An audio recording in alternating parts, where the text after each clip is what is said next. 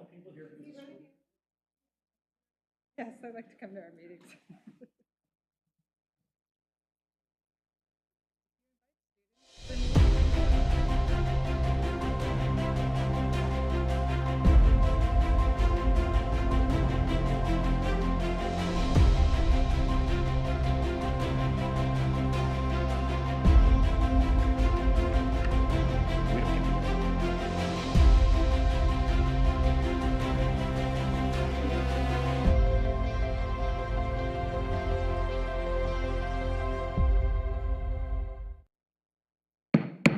All right, good afternoon, everyone, and welcome. Today is May 2nd, 2023, and this meeting of the Lake Oswego City Council is now called to order. We will start with the roll. Ms. Linder, please. Mayor Buck, Here. Councilors Mboot, Here. Burdick, here, Rapp, Here. Afghan, Here. Corrigan, here, and Wendland. Here. Thank you, and we are grateful to be joined today by members of the Lake Oswego School District School Board and Superintendent Dr. Shealy. And after our first presentation, we're going to enjoy a joint meeting together. But first, we are honored today to have in our presence some students, some young members of our community who participated. Oh, the Pledge of Allegiance. I forgot the pledge. Pledge of Allegiance. That's awful. Okay, everyone, my apologies. Let us all stop before we do that. And please, everyone, stand and join us in the Pledge of Allegiance. Oh my gosh. Oh, thank you. Oh my gosh.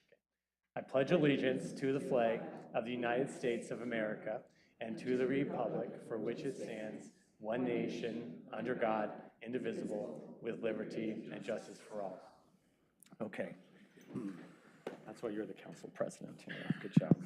So every year, the Oregon Mayors Association sponsors a If I Were Mayor contest, and it's for students in grades 4 through 12. And Lake Oswego received over 30 entries. They were all creative and very interesting. And of course, while we could not select every entry as a winner, each was very informative and helpful. Honestly, it's one of the best times of the year to see the posters and essays that the students create, sharing their vision for what they would like to see in Lake Oswego. So we are honored to have our winners here with us today, and I'm going to call your names, and please have you come forward, and then Council President Burdick and I will join you in the center of the horseshoe here. We have Clara Watson, Elise Irving, Emma Irving, Navya Jha, Wyatt Carlson, Megan Rim, Lucia Kovac, and Sophia Liu. Please all come forward.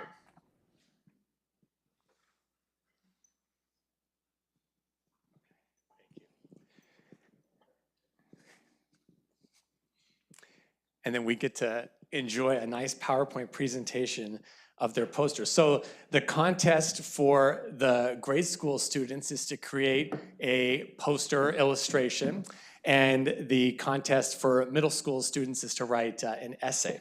And so we are gonna start with our middle school winners here, and we're gonna start with Clara. And Clara is right here. Here, Clara, come on forward. Hi. Elementary school. She's a senior in high school. Elementary. Going to Harvard. Clara has won 3rd place in the poster category. We're all looking at your poster here on the screen. I guess we have it here in front of us. Clara shared what she would consider if she were mayor, and her ideas include affordable homes for those without housing, safe routes to school, and more sidewalks. Now, the city is committed to making Lake Oswego a welcoming and inclusive community for all, and ideas that Clara brought up align with many of our city council goals for 2023. And that includes ensuring a safe and secure community for all, fostering diversity, equity, and inclusion in Lake Oswego and in the city as an organization, and improving transportation connections, mobility, and safety for all travelers and for all types of trips in Lake Oswego. So you really hit the mark aligning your poster with our city council goals, and we'd like to give you a chance to tell us just a little bit about yourself, maybe what grade you're in, what school you go to, and tell us how you made this really well done poster. I'm in 4th grade and I'm homeschooled. I made the poster by ripping up National Geographic magazines and gluing them on the poster to make some shapes. Wow. It's hard to see here on the screen, but in person, well, it's beautiful on the screen, but in person, it's even more beautiful. And the way you created that mosaic with those different shreds of paper is really, really well done, very creative, and we were very impressed by this. Let's everyone please give Clara a big round of applause.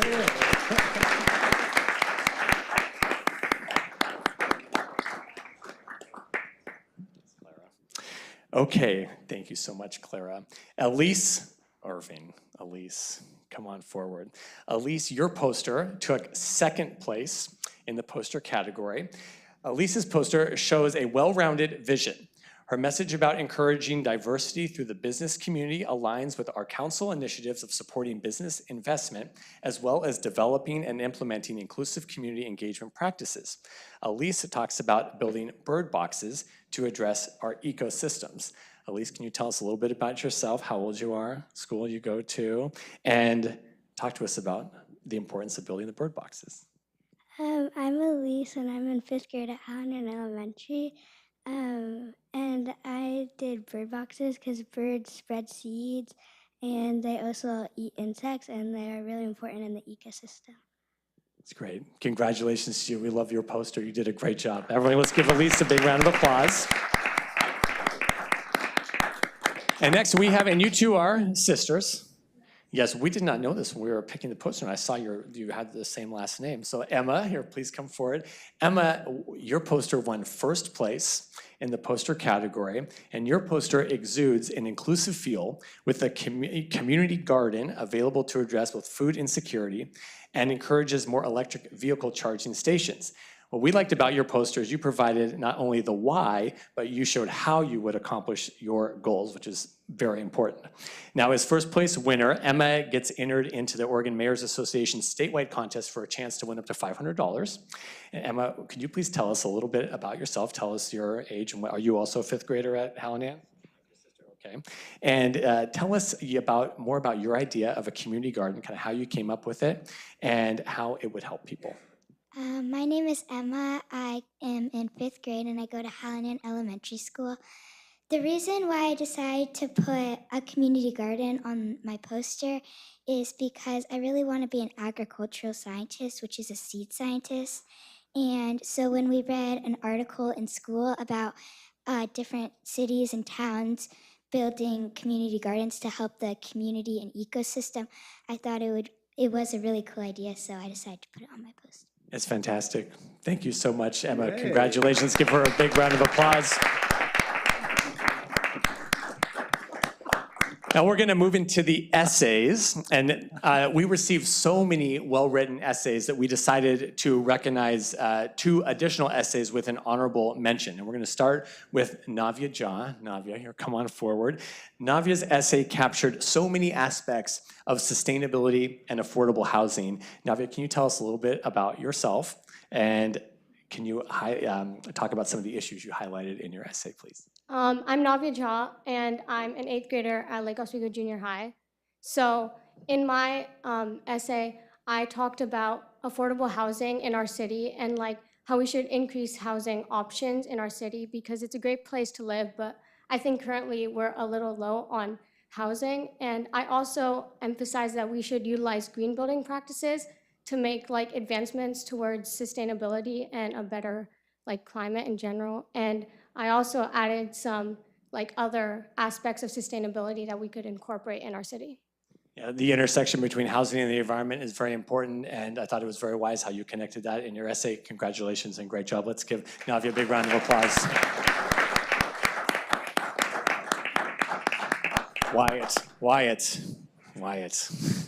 Wyatt took other honorable mention, and Wyatt wrote a clever essay focusing on 3 rules to help the Lake Oswego community. We really liked how you organized this. So can you tell us a little bit about yourself, and then tell us about your first rule, which is the Hometown Hero Day?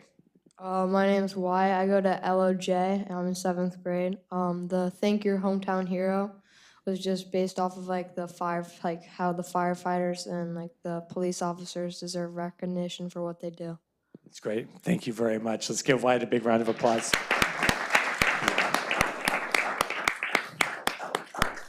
Okay, our 3rd place winner in the essay contest was Megan. Megan, come on forward. Okay, along with your well-presented ideas, Megan's writing style captured our attention. Megan conveyed the idea for rapid rehousing by addressing the issue of houselessness, the need to provide therapy, intentional time, and maybe even a toy to children who have been placed in foster care.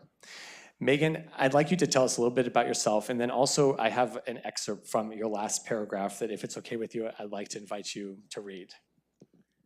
My name is Megan Rim. I go to Lake Ridge Middle School, and I'm in 7th grade. And do you mind reading this paragraph? We really, all of us on the selection team were really moved by it, and it'd be great if you could share it with the audience. I would like to help people and make a difference in their lives. But here's the thing. I wouldn't have to be mayor to do that. Anybody can help people and make them happy.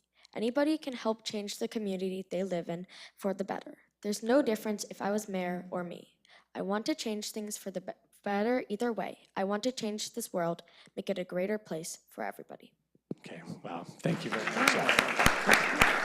Congratulations, Megan. Now, Lucia, you won second place in the essay contest, and Lucia presented an innovative idea based on her observations and experiences. Lucia witnessed a pedestrian being propelled about 10 feet forward while coming in contact with a vehicle crossing the street. Her compassion for him and his family sparked her to come up with what we thought was a very clever idea called LOGO. Lucia, will you please tell us a little bit about yourself and tell us what LOGO stands for and how the idea would work? My name is Lucia Kovac. I'm a 6th grader at Lake Oswego Junior High, and LOGO stands for Lake Oswego Go, and it's a community program that gives Lake Oswego pedestrians a few extra seconds to cross busy streets in downtown Lake Oswego. And because they have a if they needed extra time, they'd have a card, and they'd be able to like wave that card to activate the additional time on the crosswalk. Mm-hmm. Yeah, we think it's a very clever idea. Yeah, it's very unique. So congratulations, Lucia. You did a great job with the essay. Everyone give her a big round of applause. Sophia won first place in our essay contest. With her well-organized essay, Sophia addressed homelessness, public transportation accessibility, attracting business for a better economy and community, sustainability, and financial responsibility. Now, not only did Sophia address an issue, but she identified the departments within the city that would work together to problem solve. So for instance, homelessness, Sophia identified engineering, planning and building, public works, the redevelopment agency, and finance. We believe that Sophia may understand the city better than anyone in this room. Sophia, congratulations. Can you tell us a little bit about yourself and some of the main ideas that you shared in your essay? My name is Sophia Liu. I'm an 8th grader at Lake Oswego Junior High, and I've lived in Lake Oswego for almost 14 years now. One thing I wrote about in my essay was about making all Lake Oswego city buildings powered by cleaner renewable energy within 10 years. And I said we could use solar power, but since it's not that sunny here in this part of Oregon, we could also talk to other mayors about using hydropower on the Willamette River to power our cities. Thank you so much, Sophia. Let's give Sophia a big round of applause. Like with the poster contest winner, Sophia's essay will be entered into the statewide Oregon Mayors Association contest for a chance at winning $500. Everyone, I really appreciate all of you and your peers who all took time to put these posters and essays together. Your ideas are really meaningful, they're very thoughtful, and we hope that all of you continue to stay involved with the city. We really value youth engagement together here with the school board. There's so many opportunities as you continue to grow older in Lake Oswego as students to be engaged with the city, and we hope you all continue to do so and continue to carry these great ideas forward. Let's give them all a big round of applause one more time.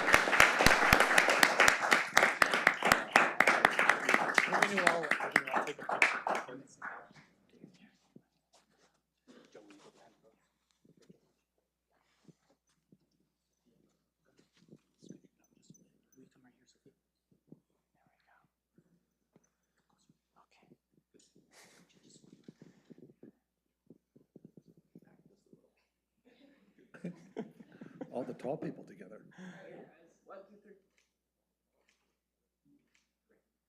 Thank you, Dave. Yeah, you're a tall person today. Good for you.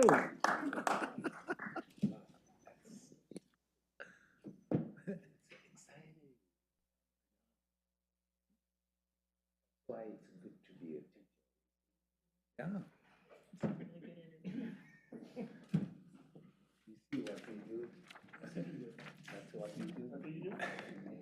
It's great. So this month, we are also celebrating two important awarenesses, well, one awareness and one important month. This is the start of AAPI Heritage Month. So during May, we celebrate Asian American, Native Hawaiian, and Pacific Islander Month. We have an event, very exciting event, coming up on May 21st at Millennium Plaza from 12 to 3 p.m. The library will also be having programming all month long, including early childhood music and movement in Mandarin Chinese. That's Mondays at 10:30 a.m., along with many other events. I ask everyone to check out the city's website for more information and to join the festivities. I'll be signing a proclamation declaring this AAPI Heritage Month, honoring our Asian American community, and that will be posted to the city's website. In addition, May is also Mental Health Awareness Month. We're dedicated to breaking stigma about mental health and raising awareness of both prevention and treatment. This is a very important topic affecting so many around us in our community. There's several ways to get involved and show your support. Clackamas County has many ongoing events all month long, including a walk on Sunday, May 21st at Peninsula Park. Invite everyone to visit the Clackamas County website for more information, and I'll be signing a proclamation declaring May as Mental Health Awareness Month, which will be posted to the city website.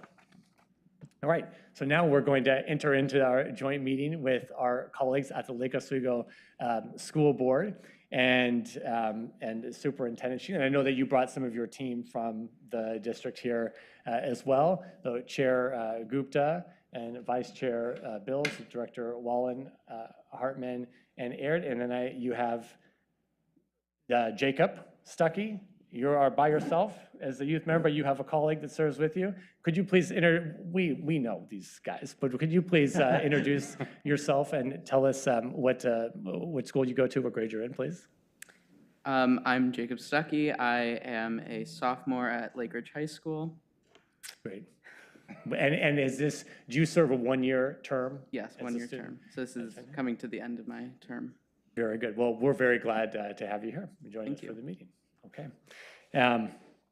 We have not, I think, as two bodies been together in a very long time. So I'm really want to extend my thanks to the school district and to the city for facilitating this meeting. I know it's hard to get everyone together in one room. But we know that people move to Lake Oswego for one main reason, and that is the quality of our roads. And frankly, the wastewater system. But, I think that they like the schools too, a little bit, Our city relationship with the district is vital to the health of the community and to the welfare of our kids and families. I think it's great that we have such a strong cooperative relationship. And I want to thank the district staff, especially who interface with the city on multiple projects and efforts. Lake Oswego really is a city that's centered around education.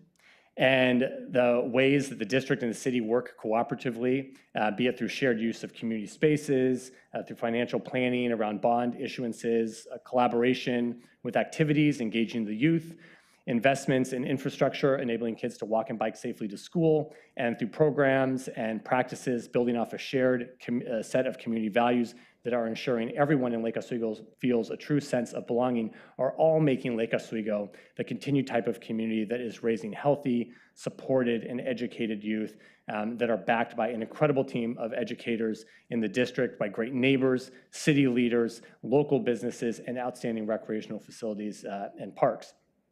And so we really wanted to bring everyone here today, even though a lot of us talk offline on a regular basis, but through the formality of a meeting just to check in on issues of mutual importance and have the opportunity to dialogue with questions and such. And with that, I want to turn things over to Chair Gupta. Thank you. Thank you so much for having us here today. It is so exciting to be in this beautiful space. We would have invited you to the school district office, but it probably wouldn't have been the same experience. It is just, so wonderful to be here with all of you. I know some of us have been in this joint meeting space together, but for others, it's the first time. And it was such a wonderful start to begin with our amazing students.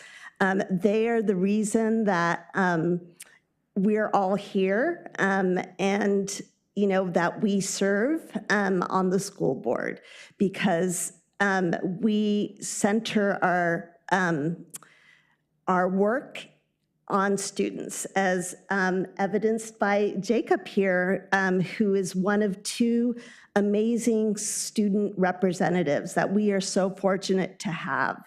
And we also have school students on each of our board-appointed committees, as well as I know you have youth serving on your committees.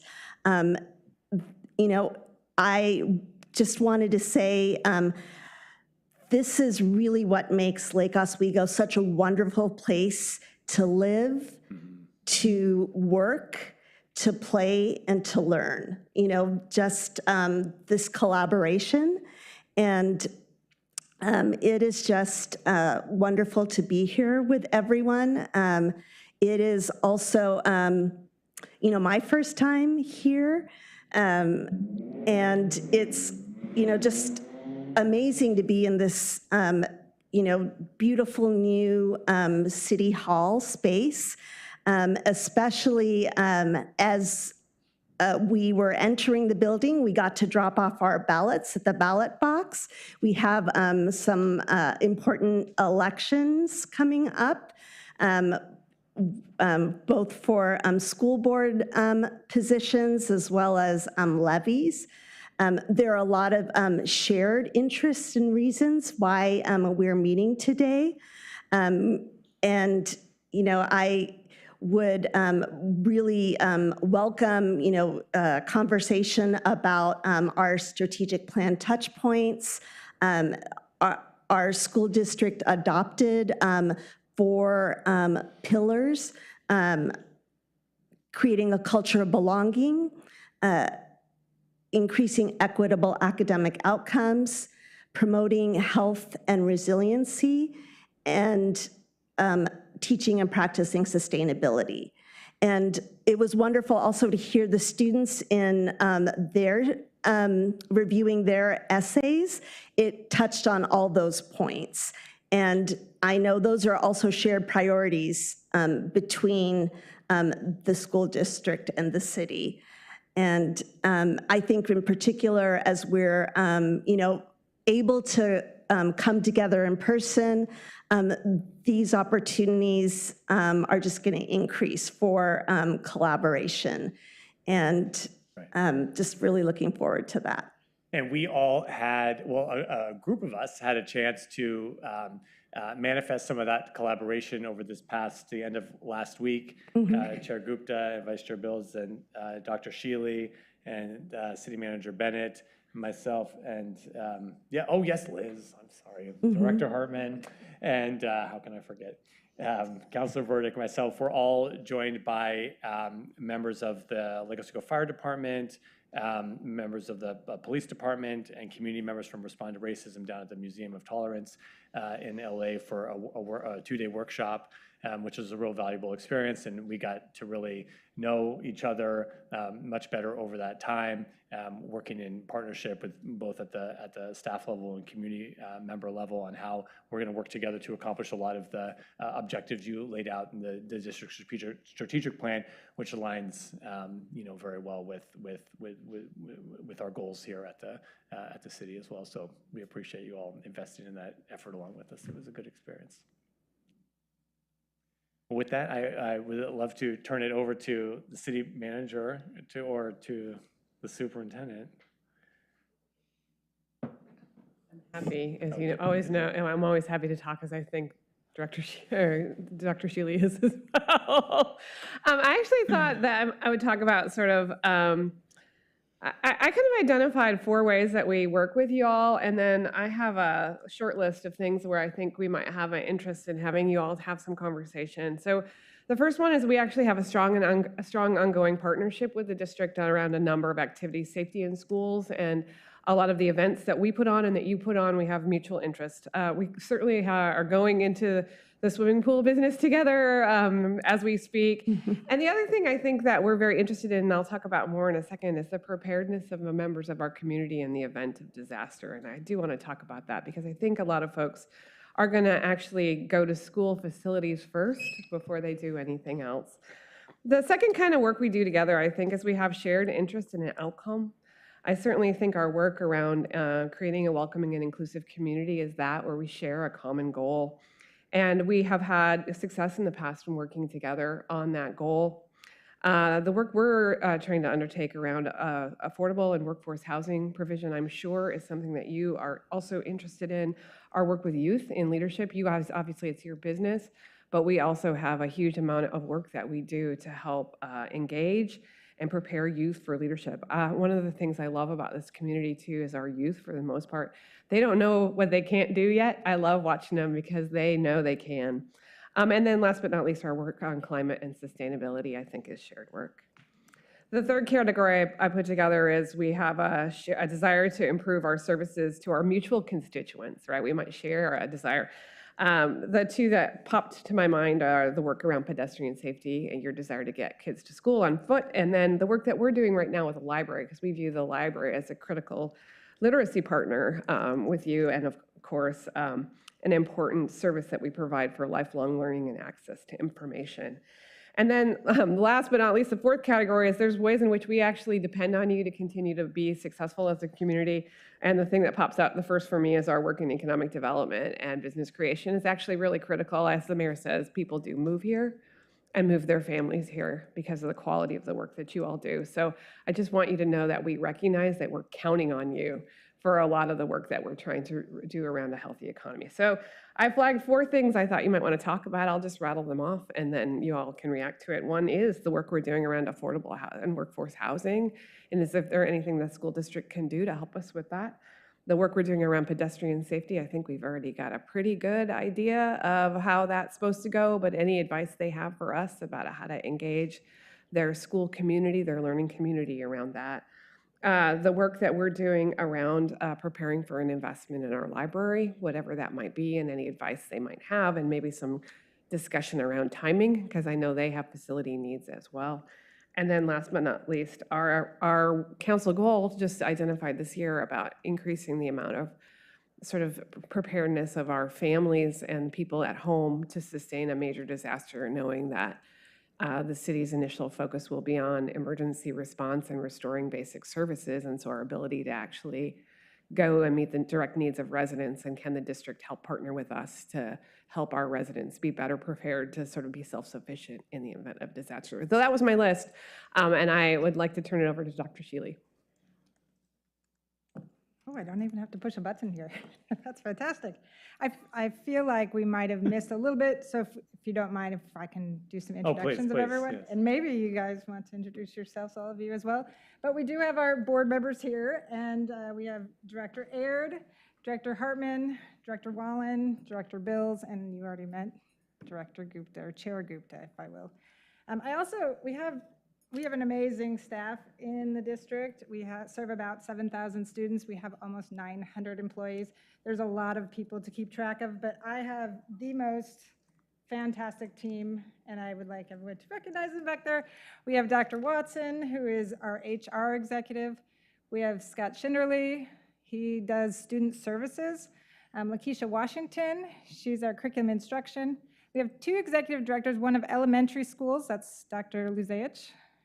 And then we have our secondary, Lou Bailey. And then we have our financier, which many of you have seen in before, Mr. Ketzler. And then we have our building extraordinaire in the back there, Tony Vandenberg. So nothing could happen in our district without these amazing people. And I almost forgot, Kelly Cranston, who keeps us all together. She's our glue right here. So Thank you very much. As far as comments, I think we could talk about a lot of things. I think the school and the city are so intertwined in everything we do, and I've really enjoyed getting to know most of you here. I do want to make sure I mention that in 2 weeks, we do have 2 weeks. This May election is on the ballot. It is a renewal 3-592. It continues to fund educator positions to preserve our class sizes, keeps us where we are right now. Instructional time to keep the current number of school days, so we would not have to cut anything. Elective programs such as music, art, engineering, and technology. I think, as you could see from our students, they're so very creative, and we want to make sure that they have that opportunity. And then lastly, mental health supports for all of our students' well-being. If approved, this current renewal is $1.64 per 1,000 of assessed value. That's that. I also wanted to mention our bond program. We've talked a little bit about how this feeds into everything in all of our facilities. And our first and second of 3 facility bonds were approved in 2017 and 2021. These measures provided the funding for a complete replacement of both of our middle schools and River Grove Elementary School, major remodel on Westridge, Hallinan, Oak Creek, Uplands, and Palisades, and it funds highly efficient mechanical equipment replacements and other capital investments at all of our schools, including major safety and security improvements, our secure vestibules, our card reader system, our cameras, and also includes CTE and science enhancements at both high schools, and then just general technology for all of our students. And the third step of our 3-phase capital improvement is scheduled for 2026, which I think is important for us to know as we work together. And that is when our 2001 facility bond that built Lake Oswego High School and Lake Ridge High School remodel retires. So that will also be a tax renewal at that time. And the last buildings for us to be updated in Lake Oswego, which through this 3 phases, will be Forest Hills, Lake Grove, and our central office. So we're hoping someday we're going to have a beautiful space just like you all. So that's kind of where we are as far as our bonds and local measures that I wanted to make sure I mentioned. I also am very interested in, I can talk a little bit about the 4 things that Martha just mentioned. You might have to jog my memory, but the first one, affordable housing. We are working closely with Mercy Housing, which is doing the Merrillhurst project. And what that looks like for a school district is it feeds into the children who go to that home or who are in those homes will go to Hallinan, Lake Ridge Middle School, and Lake Ridge High School. And they actually are great partners with us in creating a system for those students to not only be connected and feel like they belong to those schools, but they have tutoring spaces, they have adults who advocate for them in the school, and we can work with those advocates to make sure that the students have everything they need as far as resources to be successful in our schools. So that's really exciting. We also have started working with the new, well, as you know, right now the city is also going to do another affordable housing, and we are working with some of those companies who are bidding on that project. And so we will be very similar partners with them. Obviously, any student who comes into our system, we welcome, and we're really excited for them to be here. Sidewalks are huge for us. We want our students to walk to school. We want them to bike to school. We do use bus transportation, but it has been a difficult one for us. As many know, it's hard to find bus drivers to work in Lake Oswego, so that's been difficult for us.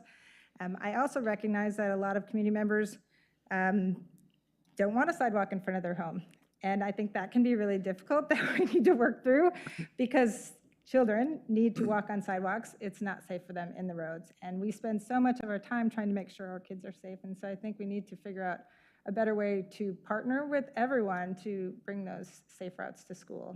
Let's see, what else did you mention? The library. Literacy is huge in Lake Oswego, as everyone can imagine, and we love the use of our library. And I think when that library was designed, I think we were half of the size of the city as we are now. And so obviously upgrades to that facility do need to take place, and I'm interested in hearing the visioning for libraries. They have changed over the years.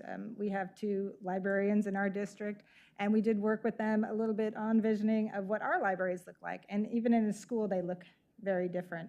I think one had mentioned in a college space, when your computer breaks down, you can take it to the library and there's someone there who fixes it. That might be something that this community, not only students, but adults could use when they're in a bind at home. And their technology, which we all depend on now doesn't work correctly. And so I can imagine, just like your community, your adult community center, I remember 15 years ago, I taught a class there on how to use an iPad. And so I think that there could be some really amazing classes in the library for adults and children alike. So that's very exciting that you're looking at the visionary for libraries, and we do want to partner with any way we can do so in that. And the last one was? Emergency preparedness. Thank you so much. See, this is so amazing. These people just remember everything. I don't have a pen, otherwise I should have wrote that down. But we have worked with a lot of the neighborhood associations on community preparedness as far as storing items that are in the schools, not in the schools, that are on school property, so they could get to them in a national disaster of any kind. We also all of our new buildings are being built so that they can sustain through some of the natural disasters that we are most fearful of. And that means that they will be a community hub for this community. If something happens, we need to move people into the gym. If that needs to become a local hospital, those things are available to us. Lake Ridge Middle School is the most recent build.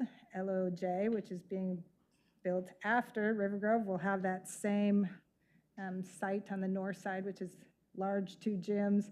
The entire thing is built to last. And so that's really exciting, along with the sustainability of having solar panels so that it can continue to run. We're very interested in moving towards electric buses, which we've had lots of conversations about in the Transportation Center. And that's something that, as you heard from, I think it was Mr. Castle talked about it, that those could run cell phones, they could run computers, they could help us charge things in a matter of if we don't have other electricity. So we're really excited about that as well. And we want to continue to work any way we can to help out the neighborhood associations. And a lot of times they do use our facilities for their meetings. And I think that's important to remember when we talk about even our facilities, is that they are open to the public and that they can use them. We had the Sassy Awards at Lake Ridge High School recently. People do use our facilities for community interest, as well as the Sustainability Fair that was at Lake Ridge Middle School just a few weekends ago. So all of those things are great things for us to partner with, and we would welcome that. And I would want to open it up to our fantastic board to talk more about their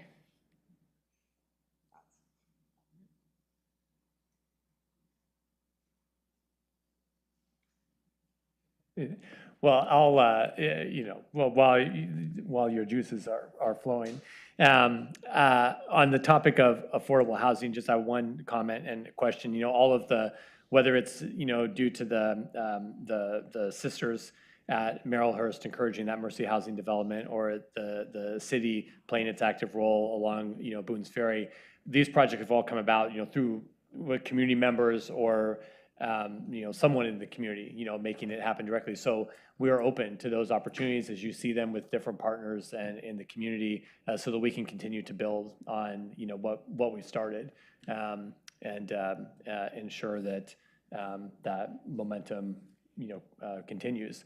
I'm just curious, as a district, I think it is the largest employer in the city. So, have you seen the cost of housing impact your ability to recruit and retain the workforce? Yeah. Yes. I thought you saw this fancy equipment.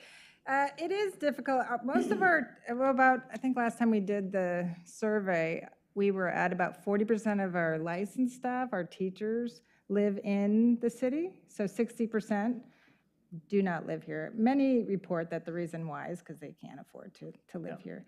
Our classified staff is actually higher at about 60%. And most of those folks, they live here, and that's why they chose to help us out or support, to be a support staff during the daytime, because they do live near a school. So it's a little different for those people. But yeah, if we could have some more affordable housing, that would be fantastic. If we could build a nice apartment building that could be just used for teachers, I would have amazing people applying for every job, especially now when there's a shortage of teachers in this country. Yes, yeah.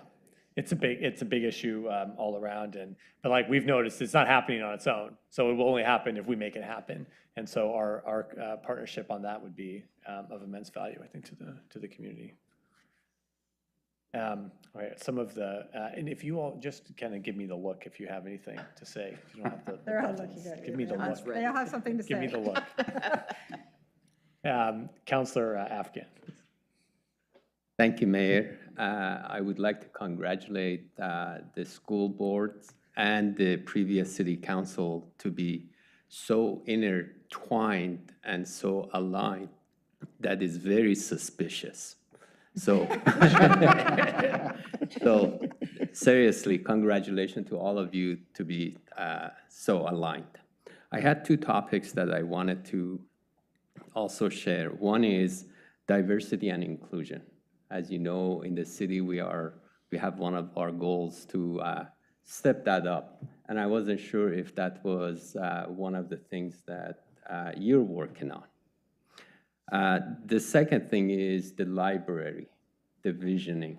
And when I was interviewed as one of the people who would give input, I asked the team, I made the recommendation to interview the junior high and high school and also some of the college graduates to see what their thoughts are. What is it they see happening 10 years, 15 years from now? What is their needs? Doesn't necessarily mean we're going to do all of that, but what are they thinking? As we all saw here, the 8 students that we're talking, we're doing everything that they're envisioning, well, with a couple of other things. But I had the opportunity to look at the visioning, the library visioning report, and I saw so little input from the younger generation. And when we have that conversation, if we decide to have that as one of the inputs, I think we're going to need your help to enable that input from the younger generation. So diversity and library visioning. Thank you, Councilor Afghan. Yeah, I'm on the Library Visioning Committee, and I completely agree, Councilor Afghan. And one of the things we do, or at least the message I keep bringing forward, is that the way kids are learning now is the way that they're going to use the library later. And so we are continuing to let library people know how students are learning right now, because we have a school district that collaborates and does a whole lot of things differently than most of our citizens went to school doing. And I will leave it to someone else on the diversity. We have four strategic areas, and one of them is diversity, equity, and inclusion. So we're each on a separate committee. I'm on sustainability. Who does? That's mine, yeah. Yeah, you take that one. We call it culture of belonging. Chair Gupta mentioned that. And, you know, we had, it was originally our Diversity, Equity, and Inclusion Committee, which wrote our equity policy for our district, which was, I think, one of the first ones in Oregon that I think then morphed. The state then started adding that as more of a policy requirement, but ours was one of the first. So that's something we really focused on.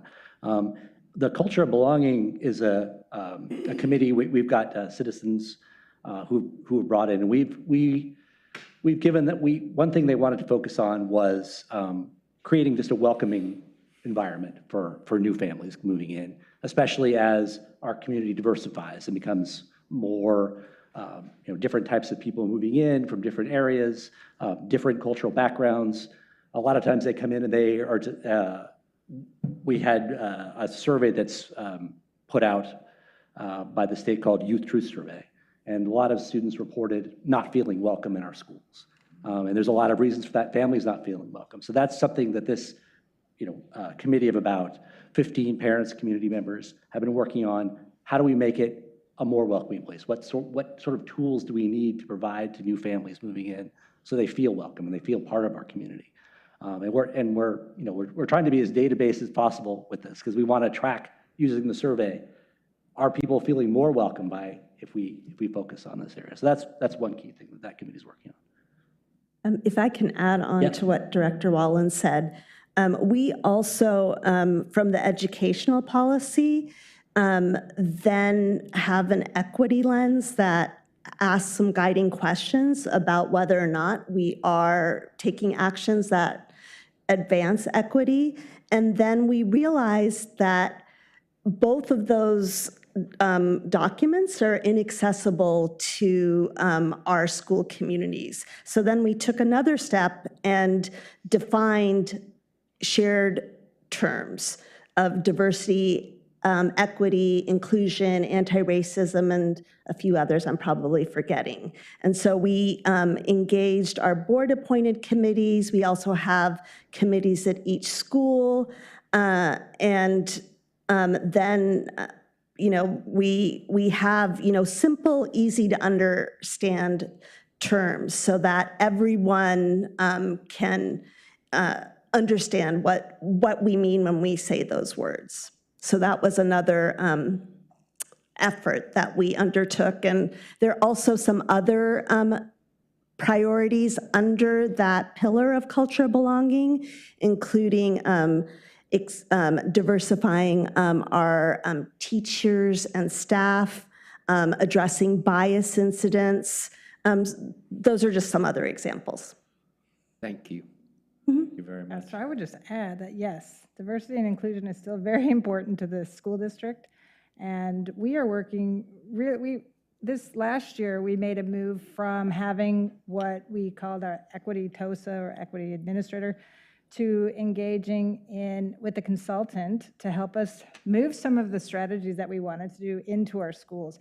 And what we found is that we were keeping equity so separate from all the departments that now we talk about equity in every one of their departments every day. And that is made us move a lot quicker in the direction that we wanted to. And so we have more things that happen in the schools with students instead of it just being something at central office that we're talking about. Fantastic. Thank you. And as far as library goes, I'm happy to take the visionary stuff back to, I have superintendent groups at schools, so I can talk to kids and get some more information back to y'all if you want more student input on what the library should look like. Okay. Thank you very much. Councilor Raff. Thanks for coming.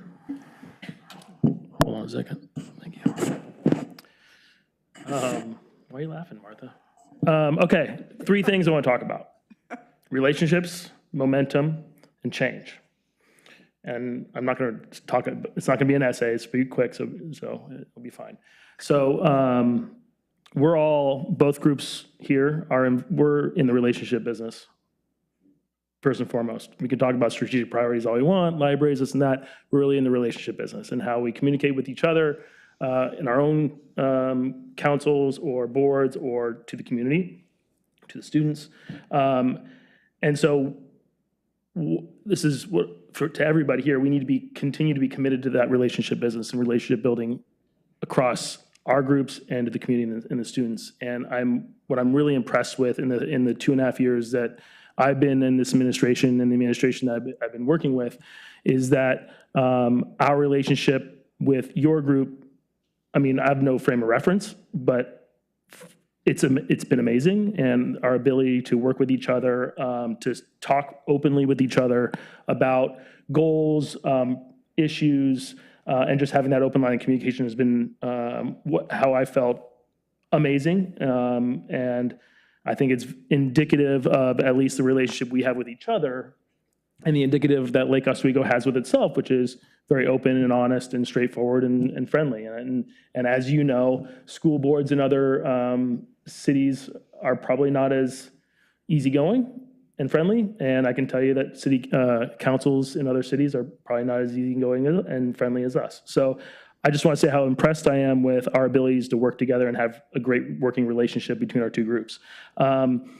Momentum being, it's vital that we continue the momentum that we've built over the last at least 2.5 years, and for Ali and Trudy, it's gonna be a little bit longer. But we've done an amazing job thus far of exercising and actioning the relationship that we have thus far, and I think we need to continue that momentum. Third being change. Your group knows and we know that it's impossible for our groups to satisfy everybody in Lake Oswego. And that can be stressful Some people, it's not as stressful. You know, it is what it is. What I would say is, it's impossible for us to make everybody happy. However, we need to stay focused on the strategic priorities of our individual organizations, because I know, and I'm sure you know too, and we all know that change is important to Lake Oswego. It's important to Lake Oswego's success.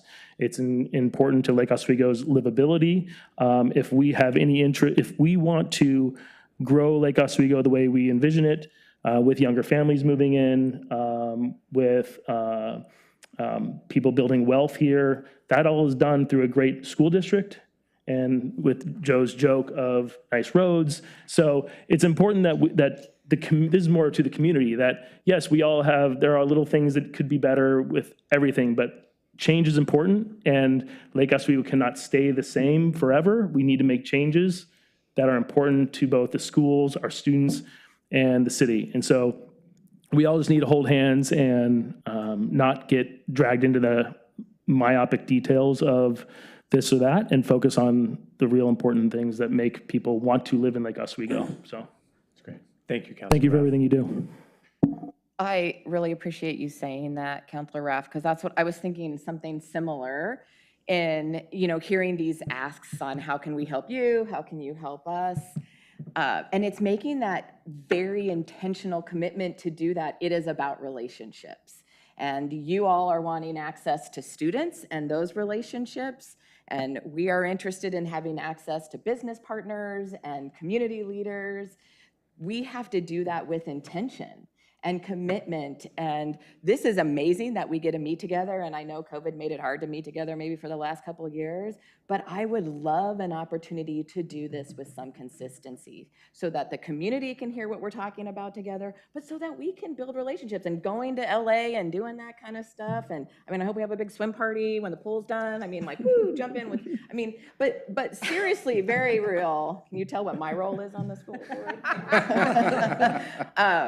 But very seriously, I think our community needs to see us model that, and then we need to go out and do that with people, because if we're gonna get to equity, real equity, if we're gonna get to building resilient communities and addressing mental health, we will not do that if we do not trust each other and if our community doesn't trust us.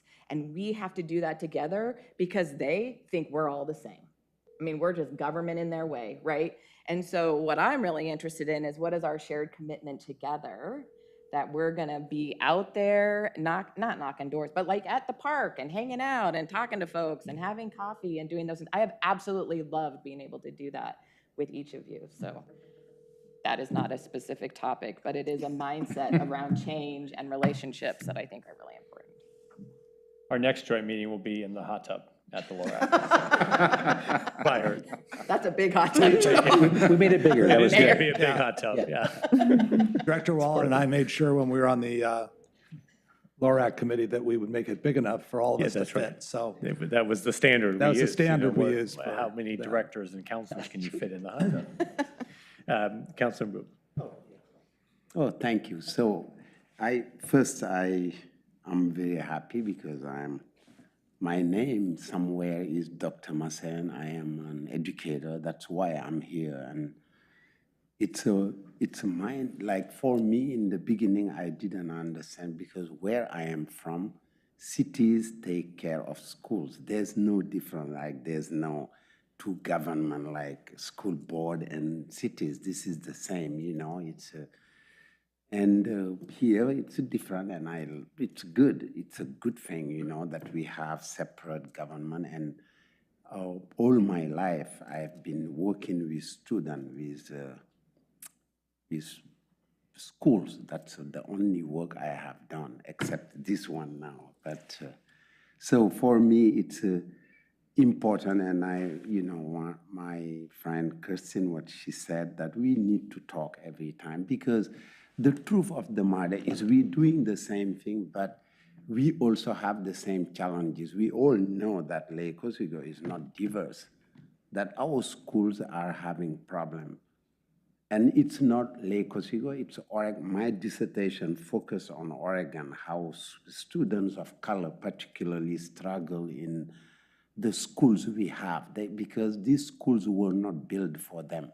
They were built for the white kids, and that's the truth. That it's a discussion that sometimes it's very uneasy to talk about, but we can't. If you want to unroot, if you want to destroy, remove a tree, you have to unroot it. You have to show the problems, and we have those problems are not only for schools.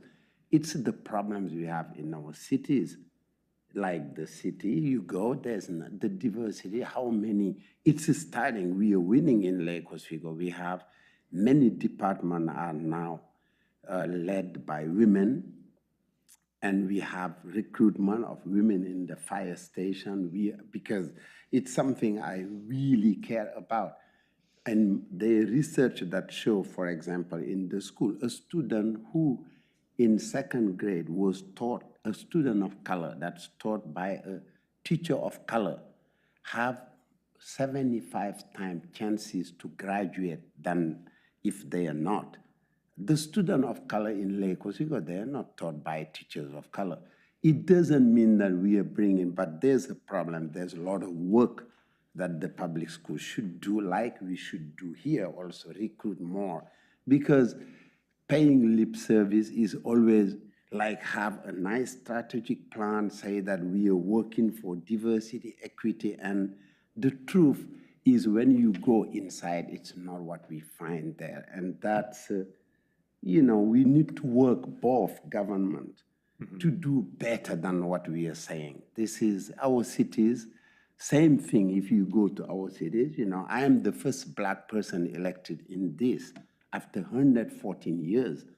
It's only 3 years ago. So it means we need to do more. Our schools also, our children, they're struggling, they're hurting. They don't see folks that represent them. That's the truth. And the demographic of Lake Oswego is changing. In Oregon, almost more than a third of the students are students of color. There are 8% of teachers of color in Oregon. It's a problem. In Oregon, more than half of the kids are in free or reduced lunch, which now we don't know anymore because everybody go and eat. It's which is troubling for me because we need to know the demographics. So when we come talk, we can solve those problems. The city should never be hampering the progress of the public school. We've been called, like during COVID, why are you not telling them to open the schools? And we would laugh and say, come on, folks, this is a government, we are a government. Like they cannot tell us to open City Hall, we cannot tell them to open the schools.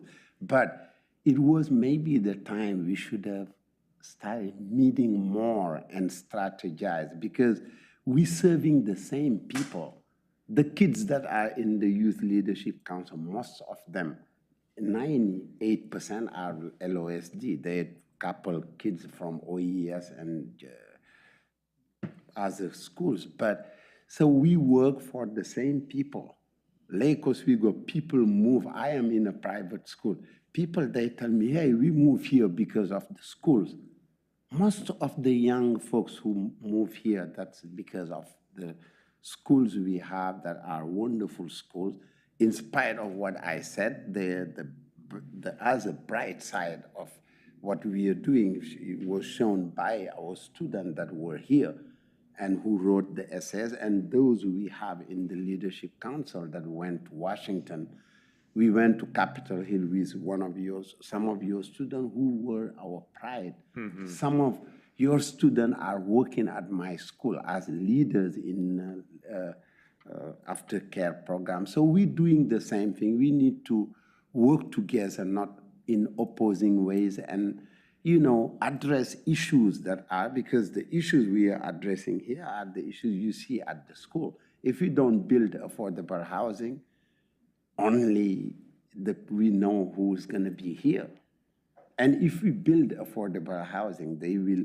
I was telling Joe, by having Mr. Mayor, by building that affordable housing on Boone's Ferry, maybe the next president of the United States will wake up from there. And who it will be served by the best schools in Oregon. And we know that 75% of the prison population, they are high school dropouts. Most of our students who go to Lake Oswego High School, they don't drop out. So if we have students who otherwise would drop out and come here and continue, that's a win. And that's what we've been trying to do, you and us. And those are reasons why we should continue to work together and build a more sustainable city through our school and through our city. And that's why I'm very happy we are doing this. And like Kristen said, I think we should do it 3 times a year. Where we meet and discuss. No, because there are a lot of challenges. We should talk about, like, honestly, I have ideas.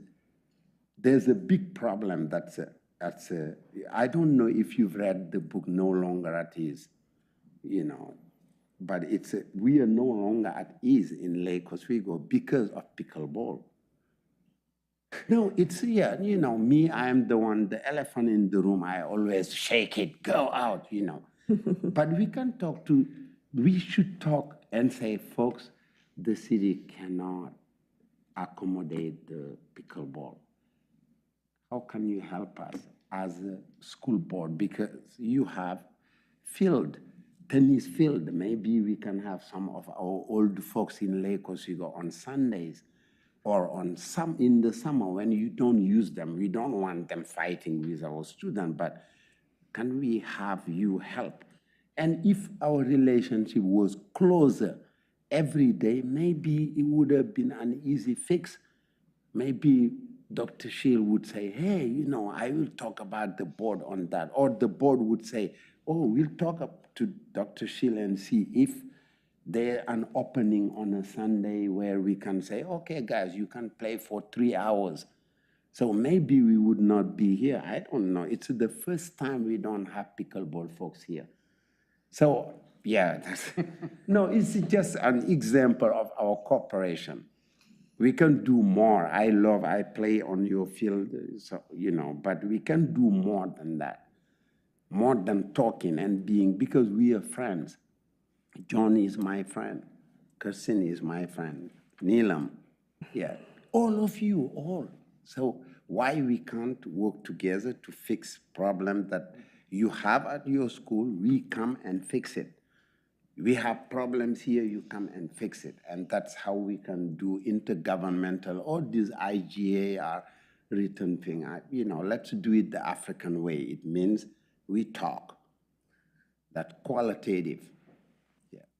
Thank you. Thank you. That was a beautiful synthesis of the value statements we've been making with actionable items. Although I never thought I'd heard you, would ever hear you talk about cutting down trees and even removing the roots on the dais. So I recorded it. Is that 3rd degree, 2nd degree? Whatever. Murder?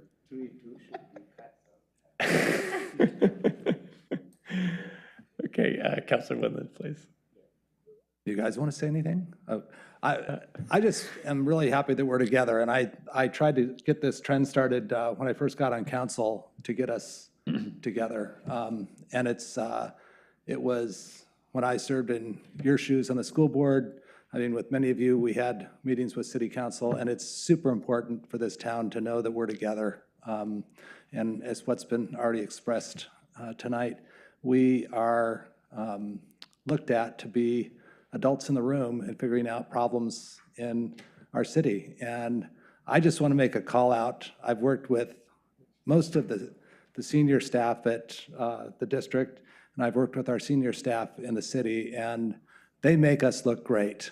I just have to tell you, that's one of the key factors of serving in this community is that we have exceptional professionals that run our organizations. And I'm looking at the head masters here, and they have a team that is, both of them, that are phenomenal. So, and I know that with some of you, I go way back. I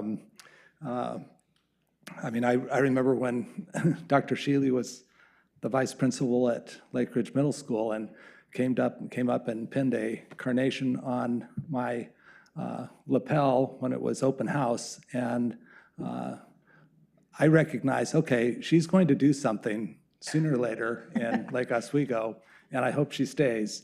And I think that's one of our key goals is the better we work together, the better our organizations work, the more retention we have of staff, and we have fewer people at our meetings testifying. So, which is always, I think, a wonderful part of the process, but sometimes it's nice to have a meeting where you don't have a whole bunch of people show up and have to go over issues that they think are they're important to them, but it means usually we have some sort of something that maybe we didn't address, and pickleball has been our issue recently, but I know you've had bus barns and you've had all kinds of different things expressed to you, but I do think we functionally, we work very well together on more of a practical level, and I agree with Masen on almost everything that he said. The one thing that I will say that on the educational front,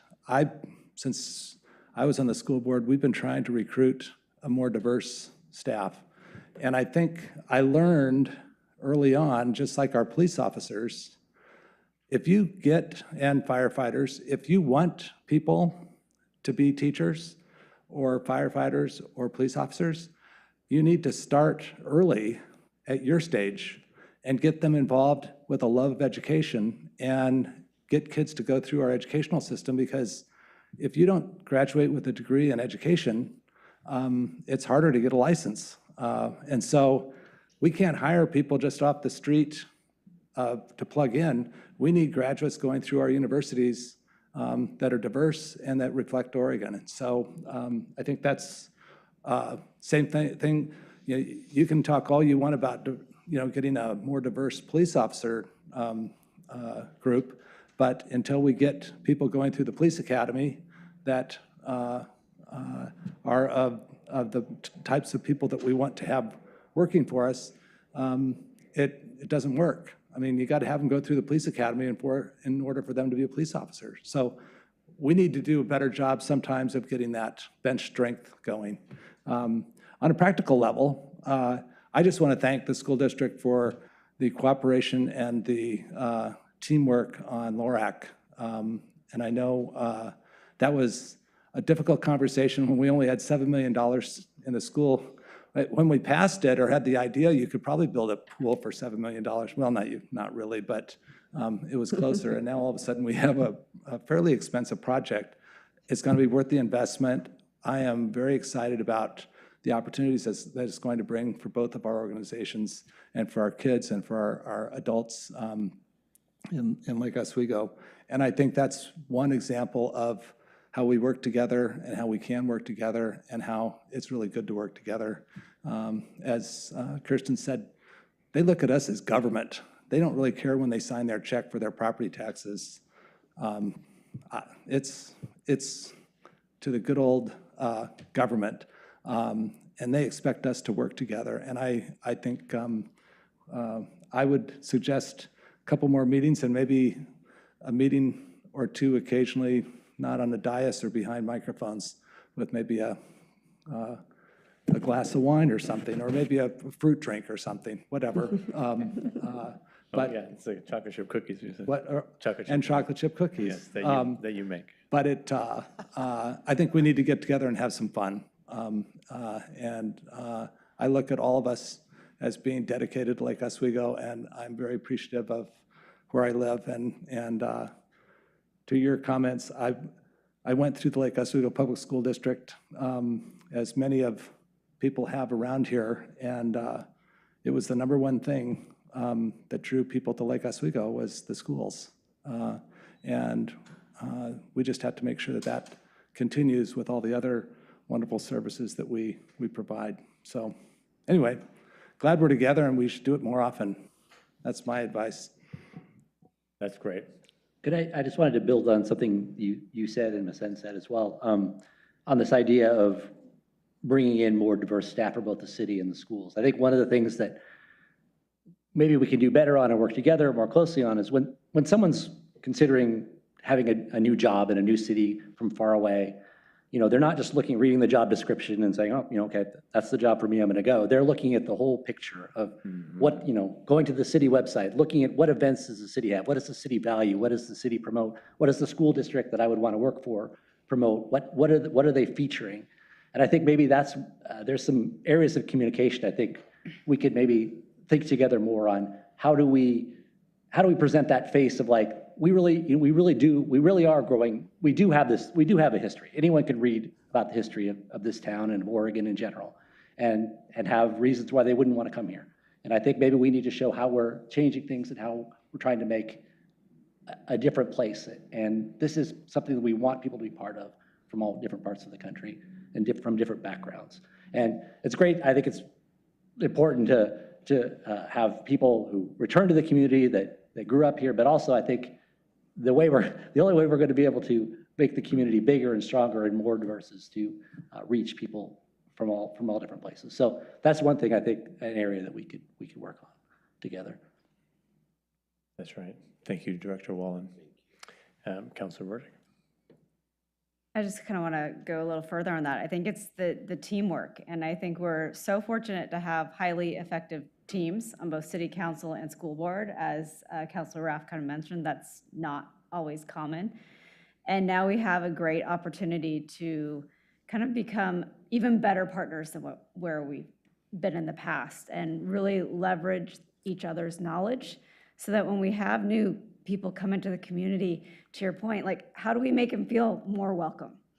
How do we maybe share our knowledge when you learn, what families maybe aren't receiving when they're coming to the community and feeling welcome, that information, maybe there's something from the city side that we can be doing. So again, I think the more we can partner and more we can demonstrate our teamwork, the stronger we're gonna be. So I wanna thank all of you for everything that we've done so far. LORA is a great example of, I think, our teamwork, but I think there's so much more we can do. So I'm just really looking forward to more meetings, more, coffees, more lunches, and just everything, and really continuing to make a positive difference in our community and setting Lake Oswego as an example of a group that can truly be equitable and diverse and welcoming and embrace the change ahead. Thank you, Councilor Burdick. All right. To Jacob, I don't know you, at all, but I want to recognize you and your peers that we have we have an opportunity to work with through our various advisory boards and on the Youth Leadership Council. And it's really thanks to you and your peers who are really helping lead a lot of the direction that we're hearing voiced here tonight. Putting on community events, really showing a lot of representation, giving us great ideas that we're carrying forward, whether it's on the Sustainability Advisory Board, the DEI Advisory Board, whether it's on the Youth Leadership Council, talking with our other state elected officials and even national elected officials and sharing their thoughts and ideas. It's a big responsibility, and it's great to see even our students working to make a lot of these changes possible. And so I just want to thank you for taking the time to be a part of the district. I know that all of you students, I'm shocked at how busy everyone is and how much you all have going on, but it's a big deal. And it makes a huge difference to Lake Oswego that you're investing in the community in this way, along with your peers. And so I thank you and all of them for carrying those voices and letting them be heard, just like your younger peers here tonight. We see, the vision they have is so well aligned with everything that we're talking about. And all of these essays and posters we saw, there was a whole other group just like them, just as wonderful, which is really heartening. So you all are doing a wonderful job building a great base of future residents as we work to continue to bring even more folks in to the community to continue opening these doors wider. And I hear a big call for continued collaboration, more communication, meetings, and we hear that loud and clear. And I hope we one more feel thing, that all around. Yes, Mayor, just from the City Council, I just want everyone to know that's listening on on TV for the 14 people who do, that we are 100% behind the local option levy. And as a community, we need to do the effort to make sure it passes. So we need to reach out to everybody. We do have 2 weeks left, is it, or roughly 2 weeks from tonight? And we need to do the work to get it done. The Lake Oswego community has been very supportive, but never take anything for granted. And it is the secret sauce, I think, that helps make Lake Oswego School District able to offer things that other kids don't have the opportunity to have. And it's an advantage, absolutely. Is it necessary for our community? Absolutely. It's necessary for us, because as we get older and want to sell our houses, we need to sell them to younger families that want to buy and pay into it. So it's not a Ponzi scheme. It actually works really well. So anyway, vote yes and vote often. No, yeah, and I wanted Joe to add that I really forgot about it because it's the easiest vote I have ever done. It's less than 3 seconds, like you check and measure 3592, please vote for that. It's easy, you just say yes, that's it. There are 3 people, I think it's 3. Yeah, 3. It's one page. Please just, take your ballot and bring it here. Very straightforward. And can we need say- teachers, that's to Westlake. 1/3 of all teaching position in the Lake Oswego district and current tax, maintain current tax rate. If it passed, please vote for it. Okay. It's simple. It's not even I'm pretty sure it will be 99.5%. So. And is it illegal for us to promote the 2 people that might be running for school board? We can't do that, right? Well, shaking you're it elected up. officials, you can. We can't use any city resources. So it's up to you about whether you think this use of the dais time is city We've resources. done a good, Right. I we've done probably a good wouldn't. job so I far. also think you have a council agreement that says you won't get involved in electoral politics. That's right. Thank you, City Manager. Go team. Well, okay, go team. Mayor, Thank you. Mayor Buck. Yeah. Mayor Buck, Oh, yes, Chair. if I can just, go back to highlighting our student members, Jacob and then Samantha, who aren't here with us. They come to every meeting. They promote the meetings to their peers. They do outreach to their peers as well on topical issues. And they are just amazing. And I just like to give Jacob, a few moments to speak. And, just so glad that you're here with us. And I'm really missing Samantha. Yeah, so we have an Instagram that we run where we can promote to other our school Instagrams to promote what we've gone over at board meetings. And we also reach out to student leaders at student unions and clubs across the school, across our schools, to come in and talk about specific things that are important to them. So just recently we passed the AAPI Heritage Month resolution, and we had leaders from schools come in and talk about what they've done in the past and what they're looking forward to do for the rest of the year. And so I think that's just one of the great privileges of being on the school board, is being able to reach out to so many students and get their feedback, their opinions, and have them come in and present testimony in front of the board. That's great. Thank you, I Jacob. think it's also noteworthy that our student reps on the board, who are both high school students, also make a concerted effort to reach out to the middle schools, to touch base with the elementary schools. I mean, we're talking about inclusion and equity and voice, and it really does permeate down to to our student reps as well. They do a phenomenal job about that. Great. Thank you, Director Bills. All right, well, we appreciate you all taking the time to join us this evening. Thank you, everyone. I wanted to mention Donna, who was part of our contingent down at the Museum of Tolerance. I didn't see you sitting back there first, so I wanted to make sure you had a great time getting to know you better. And thank you, everyone, for this meeting. We're going to take a short recess. Thank you.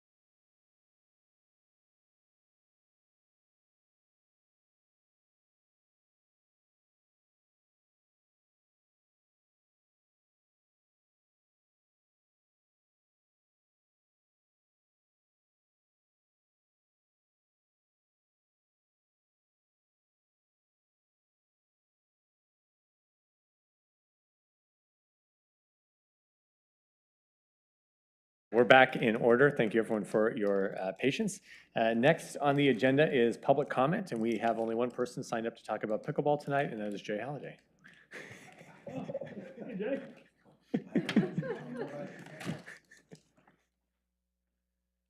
It's good to have you here. You thought you took the words right out of my mouth, but I was going to talk about streets. Thank you. I think I know just about everybody up here, but a couple that don't. I'm Jay Halliday. I'm often confused with my kids, of which we have several, and grandkids around the community. But I've been a 30-year resident of Lake Oswego, of the Lake Oswego community, and our family owns the Beacon building just up 3rd Street from City Hall here, the home of Lola's, Iron Light, and Central Office. As somebody vested in the success of Lake Oswego business, I'm also Vice President of Strategic Planning for the Lake Oswego Chamber of Commerce. And of course, we have our Chamber of Commerce CEO over here, Liz Hartman, who also serves on the school board. And no, I'm not here to talk about streets or pickleball, but based on the 40 years I've spent around construction and development and building partnerships to get things done, I've got a few thoughts for you about the North Anchor. It is an important project for the city. I want to see it done, as many others in the community want to see it get done. We've seen the sign up there for a number of years, and I think there's a few key things that we can talk about in a few minutes that maybe will set you in a different mindset on how to get that done. When our family started developing the Beacon building up the street in 2015, we were really excited that there was going to be a boutique hotel and some apartments down B Street, B Avenue from us.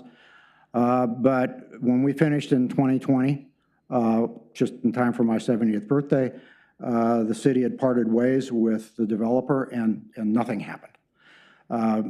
Later on, a couple years later, we were excited when the city signed an agreement with UDP and to take on the North Anchor project.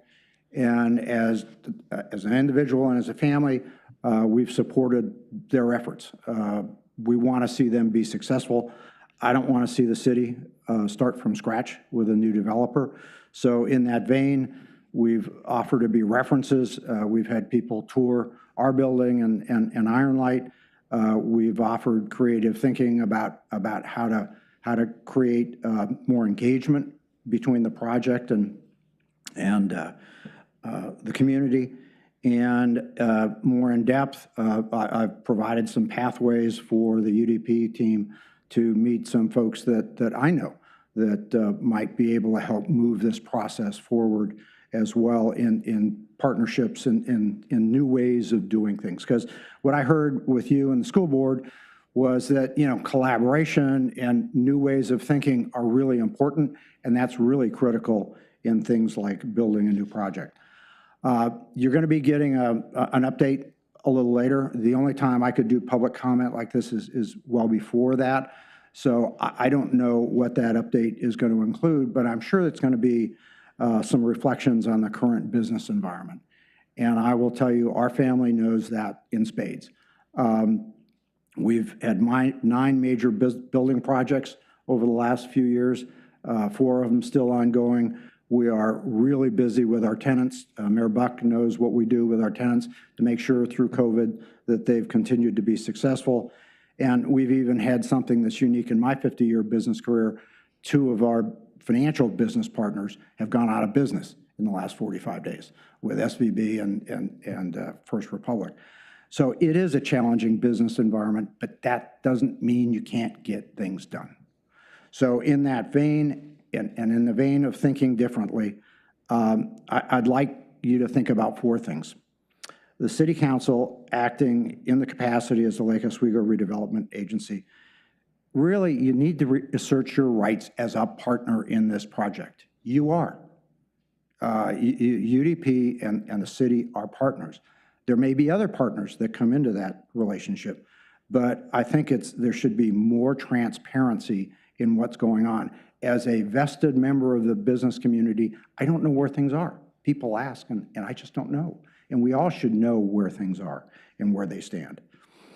Again, in this new way of expanding partnerships and collaboration, there are really well-established and experienced potential partners out there that could work with UDP, I think, to make this project happen a lot faster. I think the city has some room to provide some cost relief. Our building is overparked. I mean, there's a lot of people that might say, well, downtown isn't overparked. It's overparked. And I think there's some relief that can be given in some of the statutes that require parking in the North Anchor, as well as some other things that might be done to offset some of the costs. And finally, time and schedules are, I think, your most important lever in this project. I don't know what the status is going to be that you get in a little later this evening, but my suspicion is that there's going to be a request for a little bit more time. Have that time be short. Have that time be well articulated in milestones and things that need to get done, because I think we all need to get this project, get the momentum back behind it, and having the community feel like this really is going to be a strong community asset and something that both the community and the business community can count on. The greater good is served, I always feel, by more transparency. And the Lake Oswego has been waited long enough for this project. So I hope you act in that vein and ask penetrating questions. And I look forward to hearing what the status was, or the status is. So Mayor, Council, staff members, thank you for the time. If you've got any questions, happy to answer them, but I think my time is over. We will save our penetrating questions. Thank you, Jay. Great, thank you. Appreciate Everybody, it. take care. Thank you. I appreciate you being here. Is there anyone else here for public comment? Okay. Okay, we are next going to move on to the consent agenda. The consent agenda includes item 7.1, which is approval of the meeting minutes from February 21 and March 21. Item 7.2, which is adoption of resolution 23-13, and item 7.3, adoption of resolution 23-16. Is there a motion to adopt the consent agenda? Move to adopt the consent agenda. Second. All right. All those in favor say aye. Aye. Any opposed? All right. Motion passes 7-0. We're now going to move into council business, and we're going to start with resolution 23-14. This is a resolution. City Council initiating proceedings to vacate the public interest in a 6-foot wide pathway located northwesterly of the railroad right-of-way of Union Pacific Railroad from Boones Ferry Road to Bryant Road, and authorizing the city recorder to give notice of a public hearing. We welcome City Engineer and Public Works Director Erica Rooney. Good evening, Mayor and councilors. Thank you for having me here tonight. I'm here to briefly explain the proposed right-of-way vacation presented under agenda item 9.1. Oops, too fast, excuse me.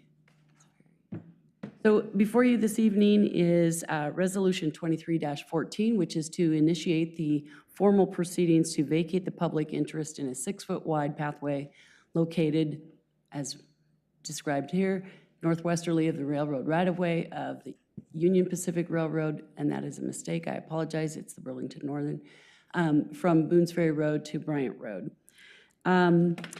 This is an exhibit that is in the packet for people who like to look at heavy-duty survey information. That is the official surveyed exhibit that is part of the resolution. As some of you may recall, as those of you who've been on council a while, we've done a few vacations, maybe 1 or 2 a year at most, and there are basically 2 parts to that process, and it's in accordance with Oregon Revised Statute 271.120 and .130. The resolution today is to start the process of notification and to set a public hearing date. So I usually don't do much at this stage. I come in at the public hearing stage and we have that formality there. But this is a little bit more complex than usual, or a little different, and I wanted to take the time to present this to you and see if you have questions, and if there's more we need to think about before we have the public hearing, then I can be prepared. So just a few more slides.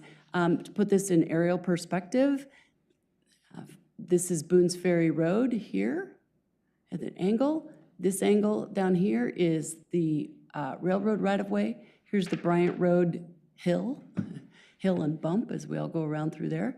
And here's Lakeview Boulevard. The right-of-way strip, and I'll get into some more detail here in a minute, is where this pink line is. So it's underneath these trees in the back of all of these homes that front onto Upper Drive. Just to put it in perspective a little bit, this is what it looks like in the field. I think this is where it would be. There is absolutely no cleared area. There's no pathway. There's no goat path. There's no deer path. There is nothing there for the average person to look for as a pathway. Much of it has a lot of invasive species in it. This is one of the most open areas, but what you can see here is it's tending towards the back of the properties. So properties are to the left, and this would be, this pathway, or this right-of-way, excuse me, is along the back side of all of these properties. And this is probably the most open part of it. I'll have a few more pictures here in a minute. Like I said, it's covered with a lot of invasive species, and it's a very wild area that most people probably don't even know exists. No persons are likely using it. There was no indication of that. And perhaps some animals in the area might be, but that would be random. So a little bit of history and perspective on how we got here. 1914 was the year that this area was platted. And at that time, the plat indicates that there was a 6-foot wide strip for a pathway. But the pathway was never developed. Either anything we can find records-wise, there was never any development of that strip. Not one of the properties takes access from this. All of their properties are from Upper Drive, and that is where their legal access would be too, from a development standpoint. So this right-of-way strip impacts the total lot size and can actually affect the buildable area and setback and et cetera, other kind of development and building development requirements for each of those properties. So removal of this unused strip certainly benefits the individual property owners along this area. Lastly, where we are today and what kind of brought this more to a head was during the detailed work on the Habitat for Humanity project, it came to light that that strip was causing some challenges regarding the placement of the individual, I think it's 23 townhomes that are proposed for there. It affects setback requirements, it affects land area, it affects open space area, all of that. And we had debate about what was it? Is it really an easement or is it right-of-way? So we had to do a deep dive, and our city surveyor, who is very detail-oriented, like a good surveyor should be, he did all of the homework and determined that it is actually right-of-way, which is, again, not a benefit to those properties. And that, even though some previous surveyors had indicated this might be a pathway or it might be an easement, there was no clarity until our surveyor actually went into the deep dive. So at this point, that's why we're doing the more formal presentation, which is to officially vacate the right-of-way as it was platted in 1914. Just so you know, too, one of the things I wanted to mention, because I know that it's clearly a council goal to install more pathways and pedestrian facilities. And I want to assure you that we're not taking away from that goal by removing this pathway right-of-way, because in the transportation system plan, there is a project, it's project number 35, that specifically outlines the project that should be in this area is called the Bridgeport to Milwaukee Regional Trail. First of all, there's a feasibility study that should be done for bicycle and pedestrian trail that follows the existing alignment. And it's noted on our Metro Regional Transportation Plan because it is a regional facility that we hope to someday be in partnership with the state and other regional agencies to develop that as a whole, using part of that railroad right-of-way. So we aren't eliminating any pathways that were identified in the TSP by doing this. So I wanted to share that in case there was any questions.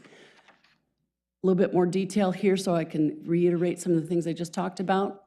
The yellow line on here is where the right-of-way strip is. The Burlington Northern line is shown here in red, and where this is pointing to, which is also the future pathway for from the transportation system plan, the one I just mentioned. And this is where the Habitat for Humanity property is, here in green. So both this property and all of the properties here along the southern part of Upper, over here to Bryant, which is right here, would benefit from having this removed from their legal descriptions. That, I want to just show a couple more slides of invasive species. This is where the right-of-way comes out. Again, no one has ever tried to create a trail there. It's inaccessible. This is another look from the Habitat for Humanity site, looking easterly, but I'm at the very west end, and this will all be redeveloped as part of the Habitat project. And again, in both cases, no visible sign of activity, nor is it even really passable. As with all right-of-way vacations, in accordance with ORS 271.120 and .130, we do need to identify a public benefit before we vacate public rights-of-way. And so in our report, we identified these benefits, and I just wanted to reiterate them again here, that it does not appear to be a future need for this public right-of-way. The pathway is undeveloped and not intended for connectivity. Our transportation system plan specifically does not view this pathway as a viable option. For one, it would be too narrow in most cases now for us. And it does facilitate one of our other goals, or one of your other goals for the city, which is affordable housing development through LU 22-0059. Excuse me.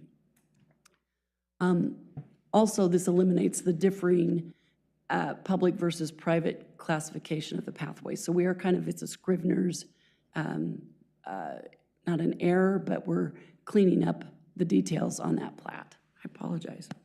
I'm almost done. I think that's a sign. So where we are right now is our next steps is I'm asking for approval of Resolution 23-14, which is to initiate the formal process.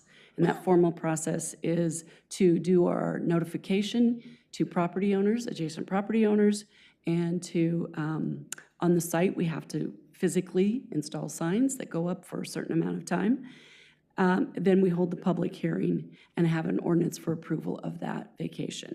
Right now, if we were to follow everything in accordance with the proper timelines, the proposed hearing date would be June 6th. So with that, staff is recommending that council adopt Resolution 23-14, initiating the process to vacate the 6-foot strip of right-of-way. Any questions? I apologize. Thank you. Does that pathway right-of-way extend north of Bryant at all? Or is it just on between Boots No, Ferry? it does not. It doesn't go this way. It does not. Okay. The right-of-way strip It's that's just in there. question. It's just right there on that upper drive portion. Yep, just north of there. Mm-hmm. So all these abutting property owners, they would then have that what's currently the right-of-way. They would get that back legally. Get it back. Yes. And- They probably don't know it's even there. Right. Most of them probably They don't, think it's unless already they've looked there, at their so- title reports. So, so for instance, on the habitats, I'm imagining with that development that they'll be adding these pedestrian facilities to the, to where that property abuts upper.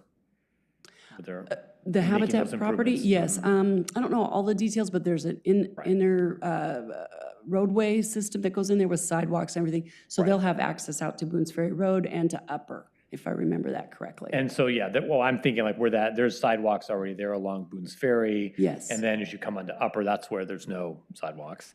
But I imagine the portion of Upper that abuts that property that's highlighted there in green will be improved. There will be some improvements there, yes, along their frontage, and then an internal road, if you will, that comes down.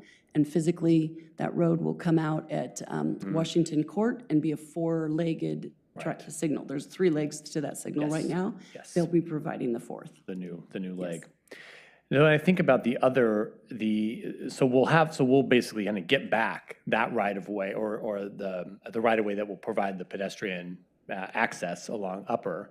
But for these other properties, I mean, is there right of way that we need on the Upper Drive side?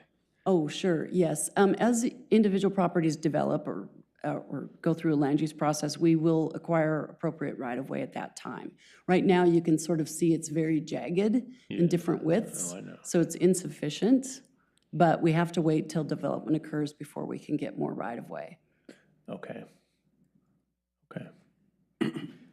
Thank you, Councilwoman. So the future pathway from the TSP says to go parallel to the railroad tracks, or it is the railroad tracks?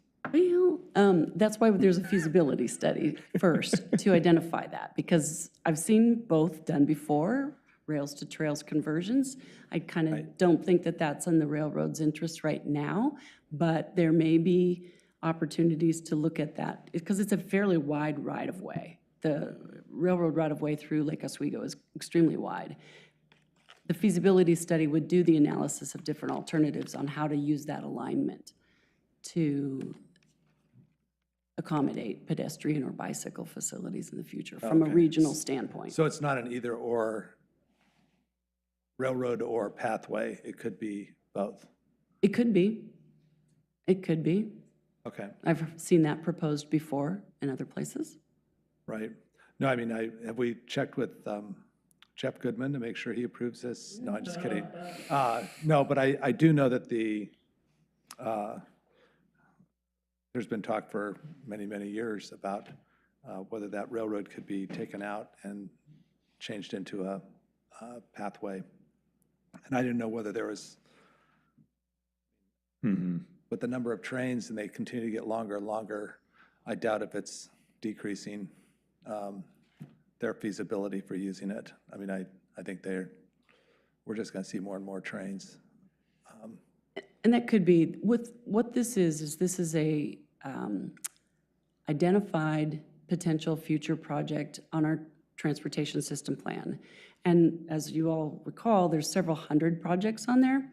Right. These type of projects do need to be on these plans in order to be part of the regional transportation plan, which then eventually, I mean, it could be 20 years, it could be 30 years, but if they're not on our plan, then we're not in position in the future to receive either federal or state funding or to get regional funding to do these things. So there are a number of very aspirational projects in our transportation plan, along with a number of practical ones that we can do. But some of these more aspirational ones like this are probably going to outlive some of us, yes. But we need to have them in the plan for years in preparation in case the opportunity arises. Right. And this will have no effect so we vacate this and then whoever is butted up against there gets the 6 feet. Yes. Is that correct? Just these properties here, that does not go to the railroad. Right. The private properties along here would all get the 6 feet back. And will their taxes change at all because of additional? I can't answer how that works. I'm not going to. It would probably affect their total property area, would be my guess. Right. And if that's how their taxes are assessed. Now you've asked, we're curious. Ellen and I are now curious about the answers, so we'll get it. I would guess, given ballot measure 50, it may affect their real market value, but it might not affect their assessed value. Okay. But I'm just speculating at this point. So we'll get that answer to you. And they would have the rights to put something on there if they did get it. Subject to our land. Right. So we don't put a value on that. Just sell it to them. Say what? No, I don't think in this case we would, because I don't think we really have seen any sort of public value that we're losing by doing this. I also, Erica didn't say this, but I would guess if we ever did go to install an actual pathway here, we would probably get the property owners would probably be significantly surprised that it's not their property. I have a feeling they think it's part of their property already. So essentially they're getting the private benefit of this property already. Well, it's very sloped, I believe, yeah. It is. Yeah, okay, thank you. Councilor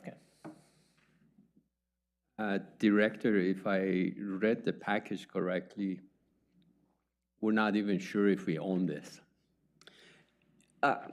My surveyor is pretty sure this is public So right of way. we That's the definitely work own this, that we but did, yes. We don't know if it's a right of way or it's an easement or, No, he's 99.9% sure it's right of way based off of the deep dive that he's done Okay. to clarify how it was originally platted, and he looked literally in detail at Okay. that plat and how it was laid out and the language within the plat in old writing, 1914 Okay. handwriting. Good. Yeah, yes. What triggered this recommendation is the Habitat for Humanity project, correct? It brought to light a question that had been out there, yes. It did bring it, so with the development of this property, it was always like, it wasn't clear. They said this is a potential easement, and we're like, well, it looks like right of way to us. So it was a question from a long time ago, and we're just trying to clean it up right now. But yes, this development being big enough, and it did affect, or could affect their ability to develop. If push comes to shove, we as the city council could approve their setback. So this project, I think we are all on the same page. This project will happen. So whether the building has to be this many feet from the back property or that many feet, I think we can work that out. So I'm not concerned there. What I'm concerned about is how the public gonna react if we're taking away a pathway. I went there and your pictures are very generous, super generous. There was no way I could walk from one end to the other end, and the only way I was able to understand what this pathway is because the Habitat for Humanity project site was cleared out a little so I could get back there. But this, to me, is not a pathway whatsoever. So Certainly, it's not been ever developed as one. thank you. Okay, any questions? Is there a motion to approve this resolution? I would like to make a motion to move to adopt it, Resolution 2314. I second that. Okay, is there any discussion? All those in favor, say aye. Aye. Any opposed? All right, motion passes 7-0. Great, thank you. Dr. Rennie. And we'll be back with our public hearing on June 6th. Sounds great. Thank you. Can't wait. Okay. Well, next, we have a study session update on the library visioning. And I'm glad to welcome our library director, Melissa Kelly, who is with us here today. Thank you, Good Mayor and afternoon. councilors. It's And wonderful to be before you this evening. Good to have you here. And you have some folks joining you in Zoom land here. I do, yes. I'm very excited to introduce James Clanton. He goes by JR, and he is one of our consultants with Barry Dunn, and he is joining us on Zoom. And I'll be handing over the presentation to him a little bit later. There he is. Hello, JR. But I first wanted to get started. Hold on just a second here. Going back to the beginning of the slide deck. All right. Excellent. Well, thank you again for having me here to present a study session to you about the Library Visioning Project. I'm excited to be here. Library visioning matters to Lake Oswego's future because libraries provide high-quality public education for all, driving economic advancement, fostering a welcoming and inclusive culture, and enhancing quality of life. And it was really neat to hear your conversation with the school board and how many of those themes were brought up in that conversation that the library supports and is poised to support even more in the future. The robust public process that council approved for the library visioning process has already engaged thousands of Lake Oswego residents. Community input received thus far shows many common themes, already corroborated by a wide range of constituents using multiple data collection methods. And we're excited to update you tonight on these findings. So I'll just start with a little bit of background information. Our department-specific mission statement is, "Together we inspire discovery and cultivate well-being by welcoming all people to read, learn, and connect." And we also hold true to our citywide mission statement to cultivate an exceptional quality of life for everyone in our community. We're a very busy, high-output library.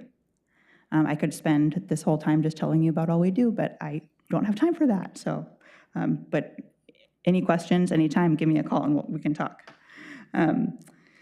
So what I'm going to focus on today is really this visioning process. And again, the role of the library as an educational support in all the forms of learning and literacy, from early learning and life skills to research and well-being, to support every community member in their journey through life.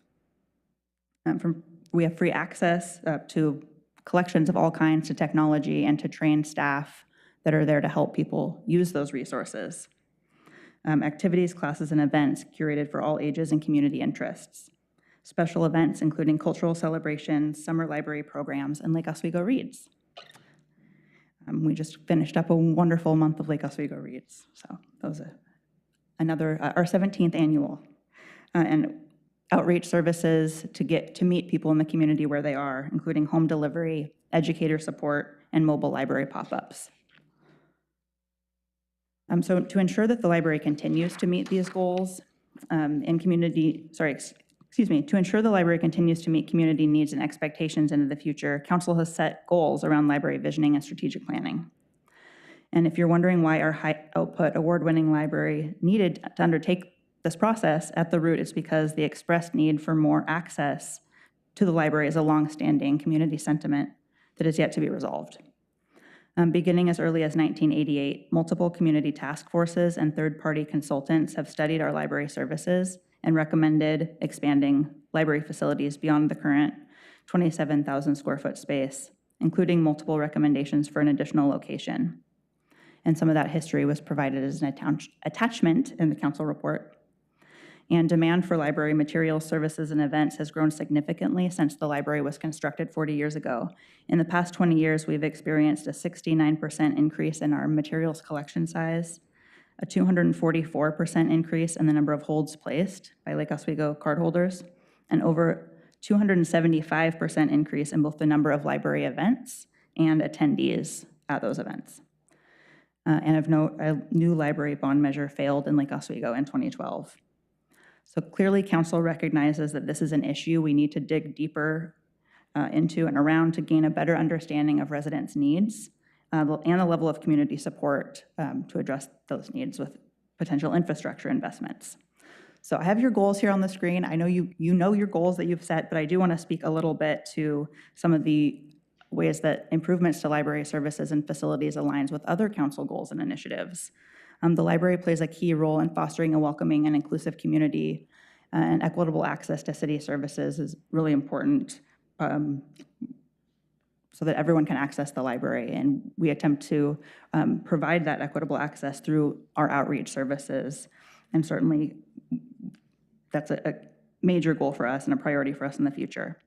Educating the community around emergency preparedness and climate resilience. Those are other goals of yours that the library can play a very strong role in supporting the community being educated and prepared around those topics.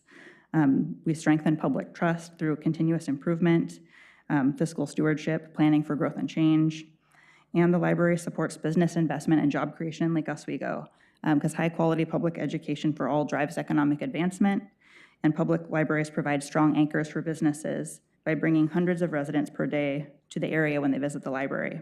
Furthermore, libraries offer free services and classes to support entrepreneurs, help the local workforce improve skills, and so on. And in 2021, our community survey definitely showed a lot of support for the library. The community highly values our library services, ranked the library as #1 in terms of customer satisfaction. And 69% of respondents were supportive of expanding library services, facilities, and amenities in the future. So again, this highlights the importance of this visioning process to gain a deeper understanding of the community's values relative to library services, their needs and vision for the future, and the level of investment the community is willing to make to improve access to the high-quality public education for all that our library provides. I should say too, while we're on this slide, it should be noted that the visioning process is broader in scope than the facility, recognizing that a wider understanding of residents' needs and expectations for future library resources and services must be gained in order to provide for those 21st century public education needs of our community. So although the goal was really stated around facilities, it is a wider process that we've undertaken to really understand the broader needs. And our resources and services are really an essential component of that strong educational system. Again, you all were talking with the school board earlier in this meeting about the importance of our educational system in Lake Oswego. And our library delivers that high quality public education for people of all ages. All backgrounds, all means in our community, from our smallest infants to our wisest seniors.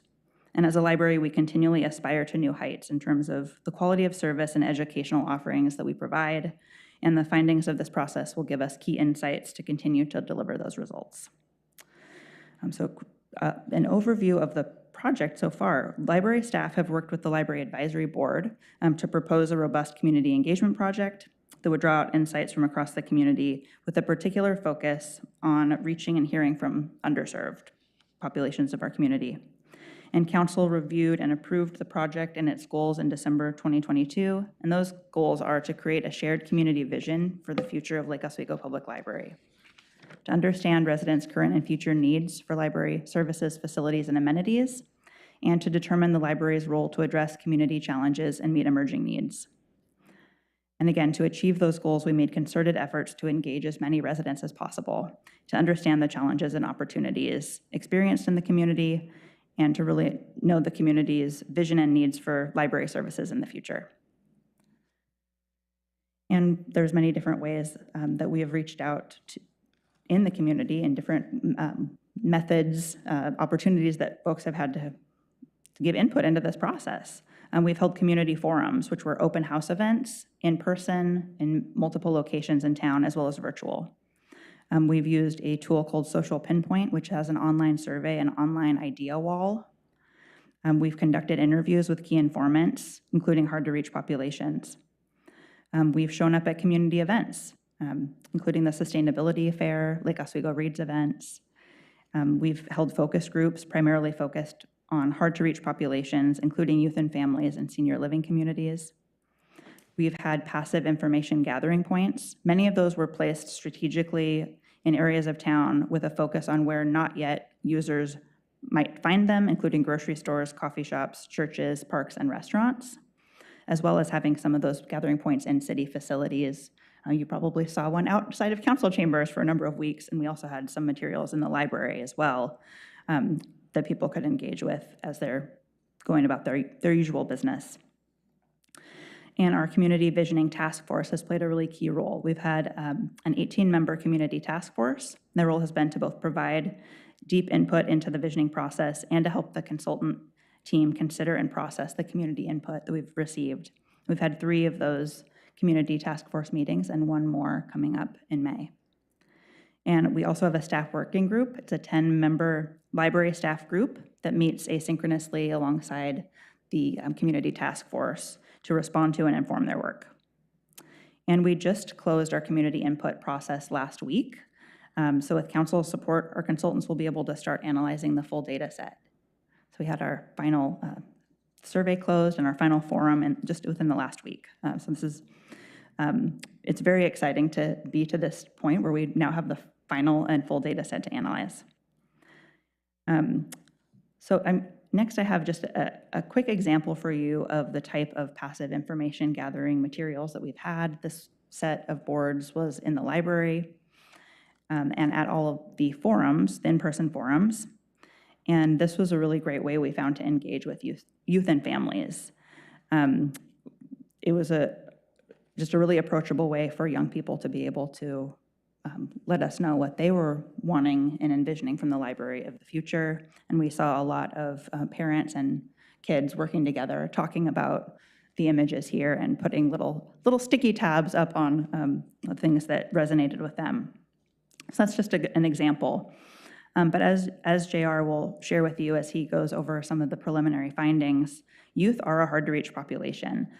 As you mentioned earlier, Councilor Afghan, they're very busy. It's hard to get their opinions in this process, but we have certainly been trying, and there's a lot more that we could be doing. So I'm excited to see what partnerships we may be able to leverage with the school district to be able to hear from more youth.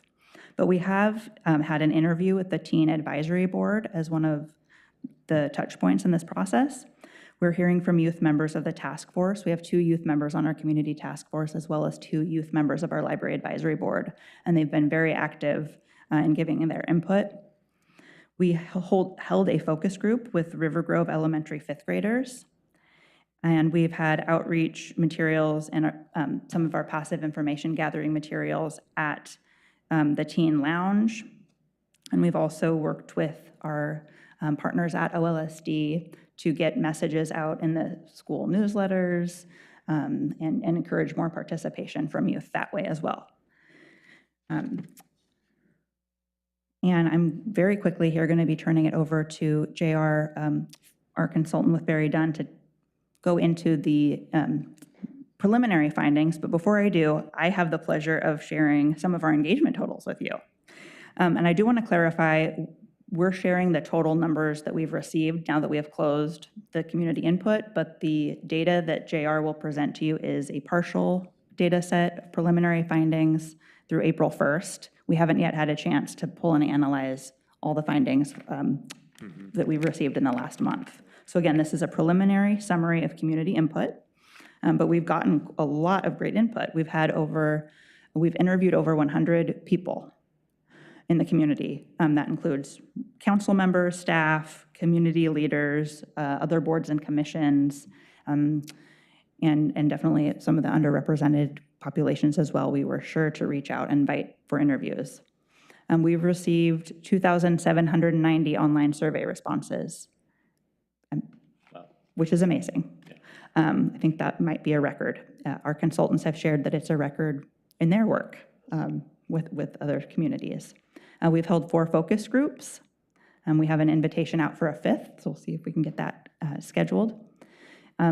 As of the preparation of these slides, we had over 120 written comments, but I know that number is going to go up because we have more that have not yet been totaled in, and we have held 5 community forums. So we have, again, had many opportunities for folks to give input into this process in many different ways. And I'm excited now to turn it over to JR to share with you what the community has been saying.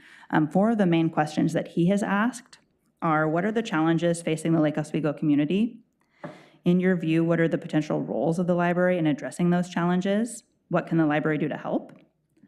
What are the barriers that currently exist to accessing library services in Lake Oswego? And when you think about the library of the future, say 10 to 25 years from now, what is imperative? What must the library be doing to be successful?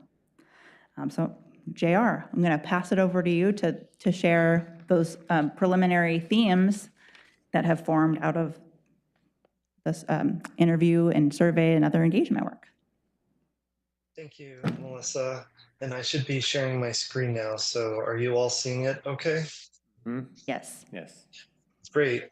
Well, first of all, I just want to emphasize what Melissa was saying in terms of how much community outreach has been included in this process.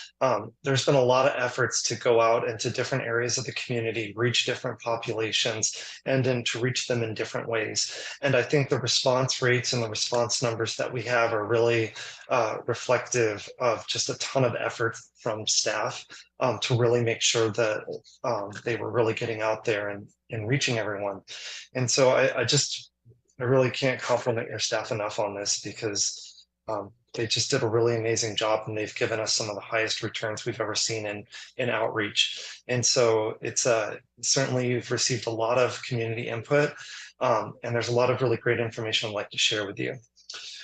So with that said, the first thing I'd like to, sorry, that'll make it sound a little bit better. The first thing I would like to share with you is the questions, the interviews. So as Melissa said, we've reached over 100 people in interviews. And as we're collecting all this information from the 4 different 4 main interview questions.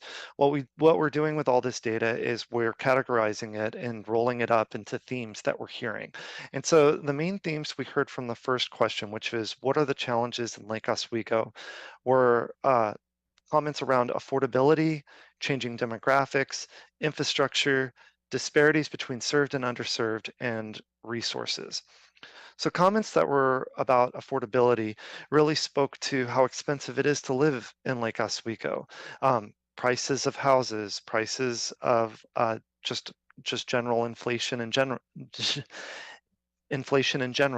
But then it also spoke to themes about lack of services and resources for people who have low income.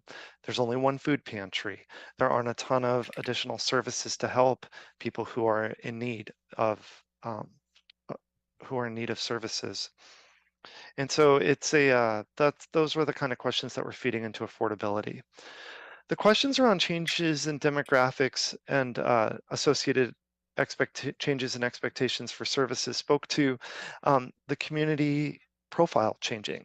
The population is getting older. There's also families moving in, and you heard some of these themes spoken about actually earlier today in the presentation before the break about some of the families moving in and things like that.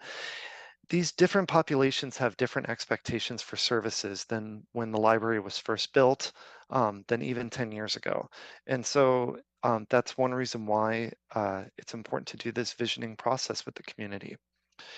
Infrastructure spoke specifically to issues with the library facility, its systems, and the limitations that exist in the library, not only from its age, its size, but also its available footprint. Disparities between served and underserved really spoke to perceived differences as well as real differences in the community. For people who live near the library, it's very convenient. It's a really great, convenient resource. But there's a large portion of the population that doesn't live near the library.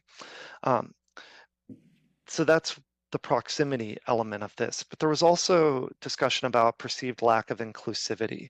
The conversation being that, yes, people are welcome to come to the library, but not all people always feel that they're welcome. And so the fact that they perceive that they're not, that they may not be welcome can be a challenge for the community. It also spoke to the past, comments people made about the past issues in Lake Oswego in terms of racial justice, and then how that past can still resonate in the community, even if it's no longer an active racist environment. Resources then spoke about this concept around competition of resources to pay for not only library needs, but all the needs in the community. Discussions here, some people brought up public works needs, roads needs, those sorts of things, infrastructure needs all over the community, and how the competition for resources to meet all these needs. And then not only for city needs, but then for also school needs, which are pulling from the same tax base. So these were some of the themes that we had for the concept of challenges.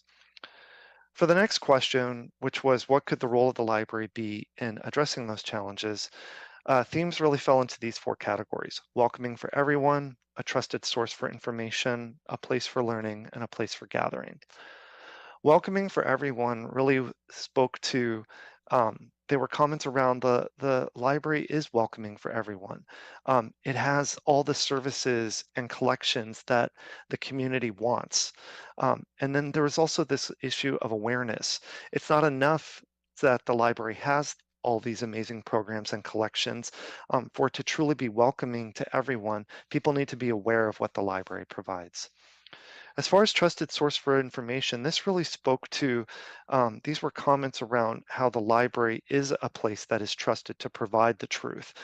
It's a safe place for community discourse, and it's a thought leader about issues. It's a place the community can come together and have discussions and find out information about difficult issues the community is facing. Place for learning, these were responses that spoke to the library's role of actually providing education, lifelong learning, access to training and resources, databases, as well as a place for being good classes.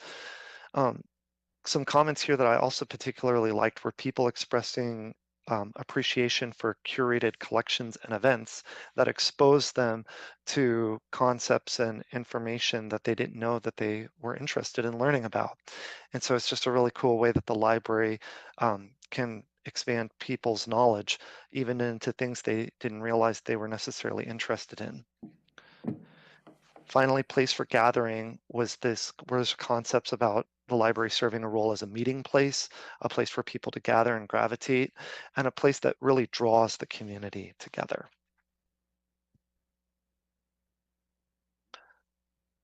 For barriers to access, there were really three main ones, three categories. Categories around accessibility, the building condition and its amenities, and then awareness. Accessibility had several things in it. The location, the library is really convenient for one half of the city. And then there's another half of the city that it's not convenient. For some portions of the city, it's a 20-25-minute drive to get to the library. There's also, and aside from the issue with proximity, there's issues about how do you get to the library without a car, lack of good public transportation options, lack of good pedestrian options. Then there were actual issues with the building itself, ADA accessibility issues, all the limitations put on the building because of its size, its layout, and particularly its parking lot. Parking was a really common barrier that came up. And then finally, this perception of feeling unwelcomed. This came up with multiple ages as well as multiple other demographics. It's not necessarily that people aren't welcome, they're all welcome, but there's a perception of feeling unwelcome. A child who's in the library who's afraid to make noise or afraid that they're going to get looks for being too noisy or in a place that they're not supposed to be. The fact that the neighborhood around the library may seem, or people perceive that neighborhood as being very well-to-do and that they're not necessarily welcomed in that neighborhood or they don't feel comfortable there. Those perceptions are what they were talking about. Building condition and amenities, these were very specific comments to the library's building. The aging systems were also brought up. It's a 40-year-old building. There are failing systems in it. There will need to be investment in some of those systems. And finally, awareness. This again is, it's a common theme in lots of libraries that we work with. No matter what the library provides, if people don't know what it's providing, it's not being useful to the community. And really, it comes down to the library serves a large number of different populations who all have different communication preferences. And so it's really important that communication strategies for library services are multifaceted, consider all the different ways people like to receive information, be it word of mouth, flyers, emails, social media, all of those different means, they all need to be utilized to reach all the different populations. And then finally, there were the last one is future imperative. So what does the library have to be doing 10, 25 years in the future to be successful? And there were some really insightful comments in this group of questions. The categories were another location, being responsive to future needs, whatever they may be, updated building and amenities, and again, welcoming. So another location really spoke to an imperative that the City of Lake Oswego needs to provide some sort of form of library services in different parts of the community. There's a very large portion of your population to whom this library, though beautiful and great, is not convenient, and they're not getting access to it. The conversation about being responsive to future needs, these were themes around, we don't necessarily know what the library of the future will be expected to provide in terms of technology or spaces or services. But we do know that whatever they are, we probably can't anticipate them, but we need to anticipate being flexible enough to be able to be responsive to those needs. Updated buildings and amenities spoke to the need for a new facility with more space, especially space that can meet the needs of the community in terms of changing expectations for library services, as well as needs, and including needs for gathering spaces. Finally, welcoming themes were discussions around a place that can pull people together, a place to participate in your community, a place where people, it was really an imperative that people are of all ilks of life in Lake Oswego are welcome and indeed drawn to this place. So I just went through a lot. It is a lot. It's representing over 1,000 different comments that we cataloged from all these different interviews, but I did want to go over them with you. Are there any questions or thoughts or comments about those before we go into reviewing some of the survey data? No, go ahead with the survey data, JR. Perfect, thank you. So in addition to qualitative interviews where we spent a lot of time talking with people and facilitated discussions and really getting to the heart of what they were saying and what they meant, we also had an online survey that was available. And it was available in paper copies as well as professionally translated into different languages. And so Social Pinpoint was the main website from which people could access this survey, as well as an idea wall. And they could also go to this website to find out more information on the project. The site was visited almost, over 10,000 times. There were 65 comments left on the idea wall. And the survey responses, almost 2,800 surveys responses, is just absolutely amazing. It's just an amazing response rate. So I'd like to show you some key snippets of the data. This is not the entire survey data. This is also from a point in time when there was about 2,500 survey responses in the beginning of April. So one of the first things I find interesting is this question of where are respondents from? These are all the different neighborhoods that people said that they were from. And what's interesting about this, I don't live in Lake Oswego, though it's large, it's also reasonable. You have reciprocal agreements. You don't have to live in the city to work here. You don't have to live in the city for the Lake Oswego Public Library to be your most convenient library and your library of choice. And so it does make sense that there is a large number of respondents who said that they didn't live in the city.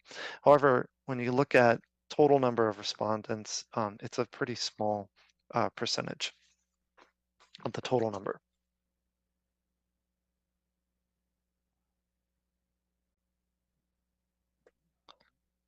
For the demographic question, how old are you? So as you can see, the younger ages were the least represented, and so that's why we also had focus groups with them, and have made concerted efforts to continue to try to get that information.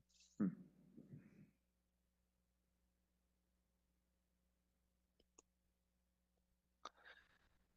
terms of what you like about the library, the collection, the good selection of materials was the most important one, and it makes sense. Lake Oswego really is a rock star when it comes to their circulation rates, their collection size, their collection utilization rates. People love the collection, and it's reflected in the survey as well. They also were incredibly complimentary of staff, and again, it speaks to people who use the library really love it. I mean, it's a theme that we picked up on. People are appreciative of the library and its staff.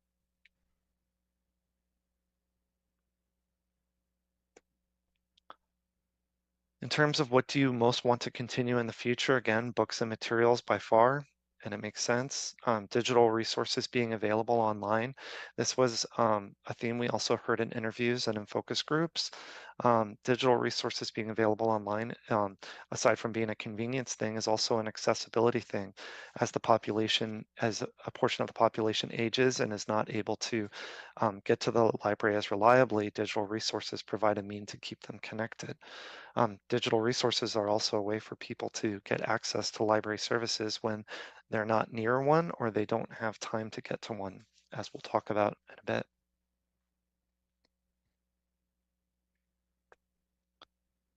What do you want in the future? Cafe space was by far the most popular response. And again, it speaks to this theme of gathering and a desire for gathering spaces in the library. Expanded digital collections was the second most, and I spoke about the importance of digital collections in the last slide. Then we talked about, then it's a lot of things related to the physical space as well as expanded hours.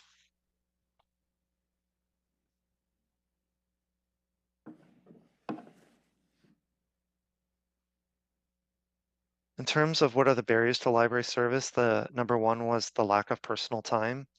And, this is pretty common, but I think it's a really good question to ask.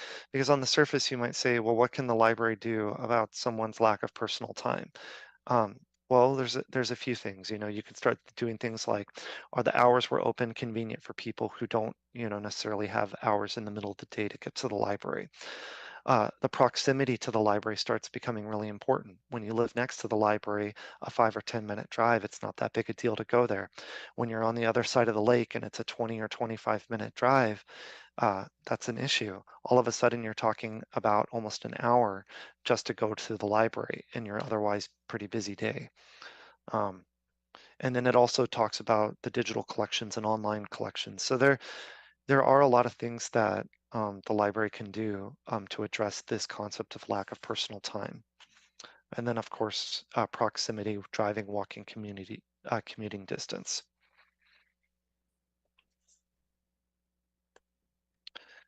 So the next thing I'd like to go over with you, it's preliminary so far, but through all of our engagement, through all of our work with staff and the community task force and all of our findings, we really have come to some key findings and conclusions so far that I really wanted to go over with you. There's 5 of them. The first is that the library is highly regarded in the community. The community is really appreciative of this library and they trust it and they like the staff.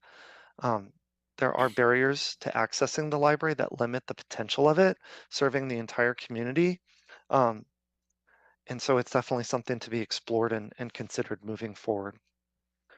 Achieving universal accessibility is a clear strategic imperative. As much as 50% of the service area population is not utilizing the library. The library needs to be welcoming, acknowledging, safe, and respectful. It needs to have physical, ample people spaces. It needs to be geographically proximate. It needs to be near people. It needs to be ADA compliant and accessible through multimodal transportation.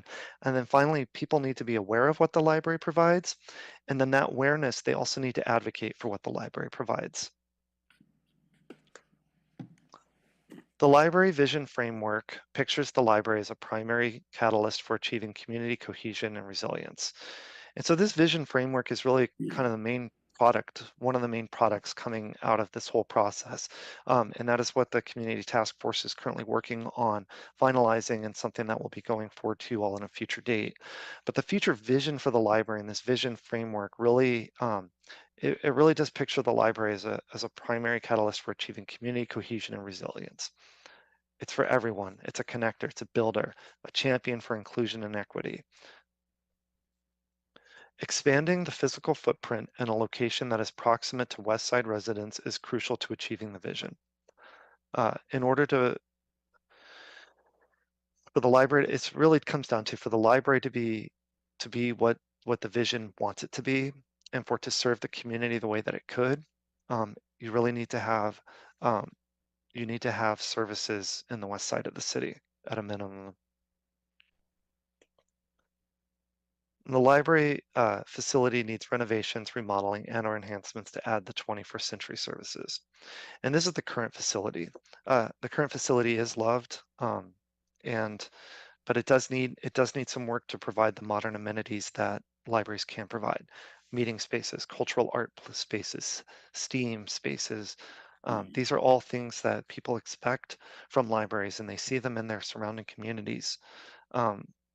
And so in order to add those at the current building, and even just doing nuts and bolts things, upgrading the system, seismic retrofitting, maintenance, major capital maintenance to the building, these are all things that need to be invested in. And that's it for the findings and kind of the snapshot of the outreach to date for me. Thank you so much, JR and Barry Dunn. I just want to thank you again for all of your work with our community and for presenting these preliminary findings. It's really interesting to see what the community is saying about the library and about the community at large, and to start to see those emerging themes come out. So as part of the next steps, the team will be investigating possible operating models for the library, and the work plan would include describing the components of the service models, estimating the capital and operating costs for the service models, continuing public engagement, and determining funding options for both the capital and operating costs. So that work would give the city a clear understanding of what level of investment the community wants to make to improve access to our library and the high-quality services it provides.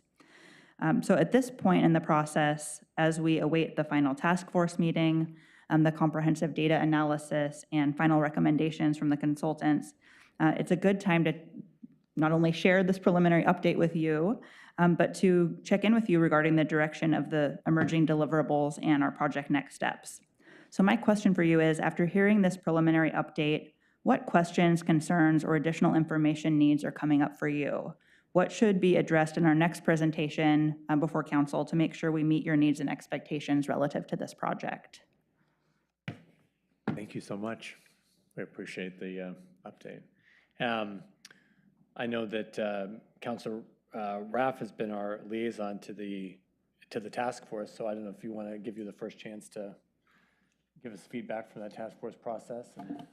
I think the task force process has been great. I think there's been obviously a lot of engagement from the city and community and the staff itself. So I'm not really concerned at all with the mechanism in place to make sure that if and when this project is implemented, it's done at the highest level.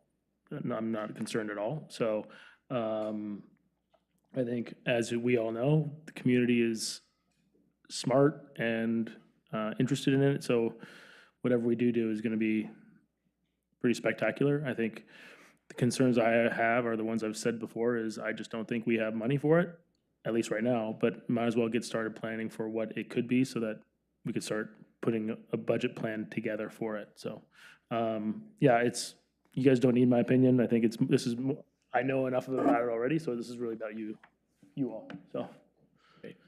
Thank you. Huh? You all, yes, you and Councilor know everything. Okay, that's wonderful.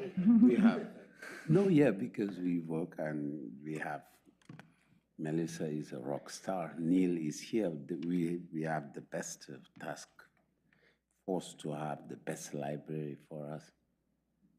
So all you need to do is say yes and help bring people together and build this.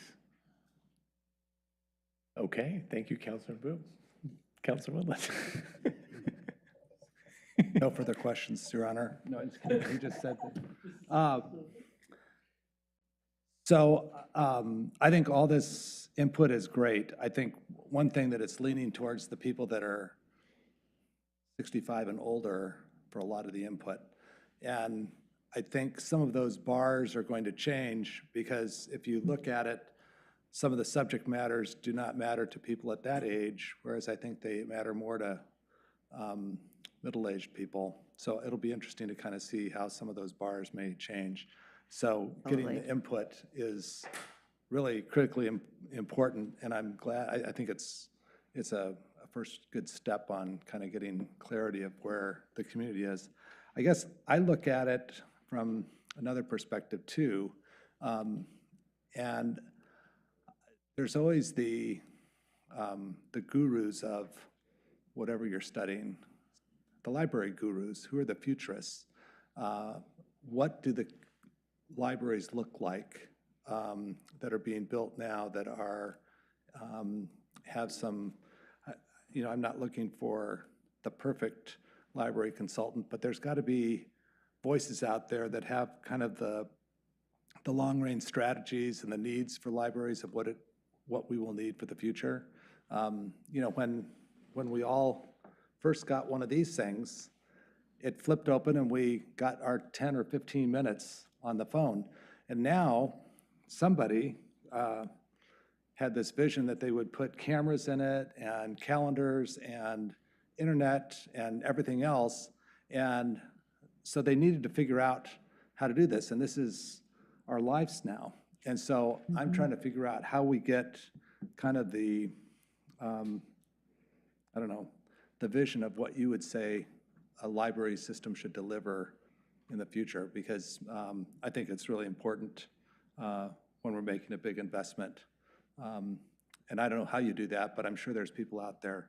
The other thing is I'd like to see the sort of the SWOT analysis of one location versus multiple locations. And that's when you do your strategizing and your operational options, whether it's whether we look at one large facility that we pop in the middle of the lake, or I don't know where it goes, but, oh, the school board's gone, Lake Grove Elementary, no, I'm just kidding. Liz is still here. Liz is still, I know she's here. But I mean, where do we put that library? I have a pin on tonight, which I always put one of these pins on. I found this when I was cleaning out my parents' house when they moved into a thing, and it's my mom's little pin that she wore as a volunteer at the library for 10 years when she was she sat at the welcome desk after they retired and came back here, and she was a welcoming person to get people situated, and she gave library cards and whatever. So I'm on board with the library visioning, but I'm looking at kind of, I need some more, instead of surveys, I need more professional strategy things of where we're at. And I think that sounds like some of those are the next steps, but I really need to have that in there. And this idea of having multimodal transportation, we don't have a multimodal transportation system in Lake Oswego. I don't know what, I'm not quite sure. Some of those concepts are kind of, you either drive or you walk or you're on your bike, and I guess maybe that's your multimodal. Walking and biking are also modes. Right. You're thinking we don't have transit, I think. Right, we don't have transit, and so, but I also know that if it takes somebody, 45 minutes to get from one end to the next of town, if they can only walk, that's one of the things. But I kind of need the clarification of kind of what's in the future and kind of the 1 versus 4 locations. I don't know, 2 locations. I mean, we have budget constraints for operating. We're finding those things out. And so I think we need to be intentional about not overpromising the community and going, oh, great, your visions are this. And then we come up with, well, we can put new carpet on the first floor. Okay, I mean, I don't want to have that disconnect. So anyway, great work already. So thank you. Well, thank you. That's very helpful. I hope you'll also be asking about opportunities for shared services. I mean, right now you still rent space at a church for a teen lounge. Maybe you don't have to do that anymore. Right. You have a really dilapidated fire station on the south shore of the lake.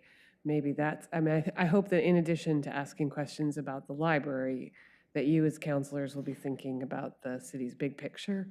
Because I agree with you, Councilor Wendland, that as we articulate the operational trade-offs, that we'll need to be thinking about other innovations besides just thinking about our services and their silos. Right. Okay, Councilor Afghan. Director, thank you.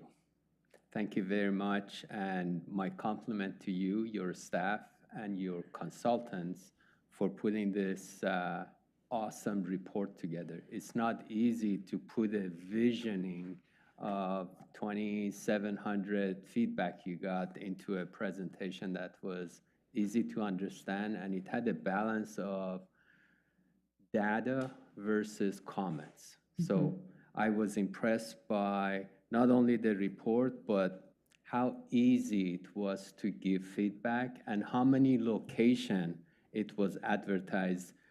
Practically the only place it wasn't in my living room that I could scan it and do it, but I saw it everywhere. So Yay. great job. Thank you. I have a ask for visioning and for scoping, and then I have a question regarding the report.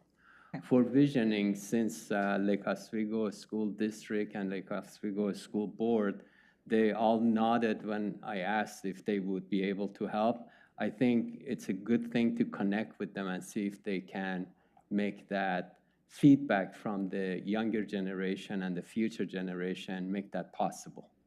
Yes. I do realize that the feedback duration is closed, but we may be able to get more complete feedback and input from those who will use it in the future.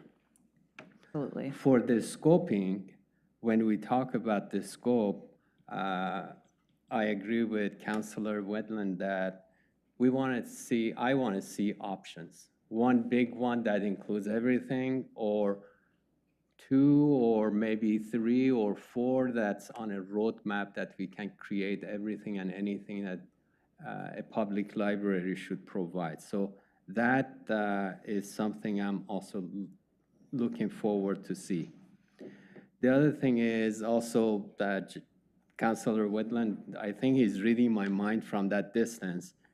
If we can talk to 3 to 5 new public libraries, the ones that are recently built and operated, and talk to them, what do you have and what do you wish you would have done differently, so we have their lessons learned and not repeat them. I think that's important.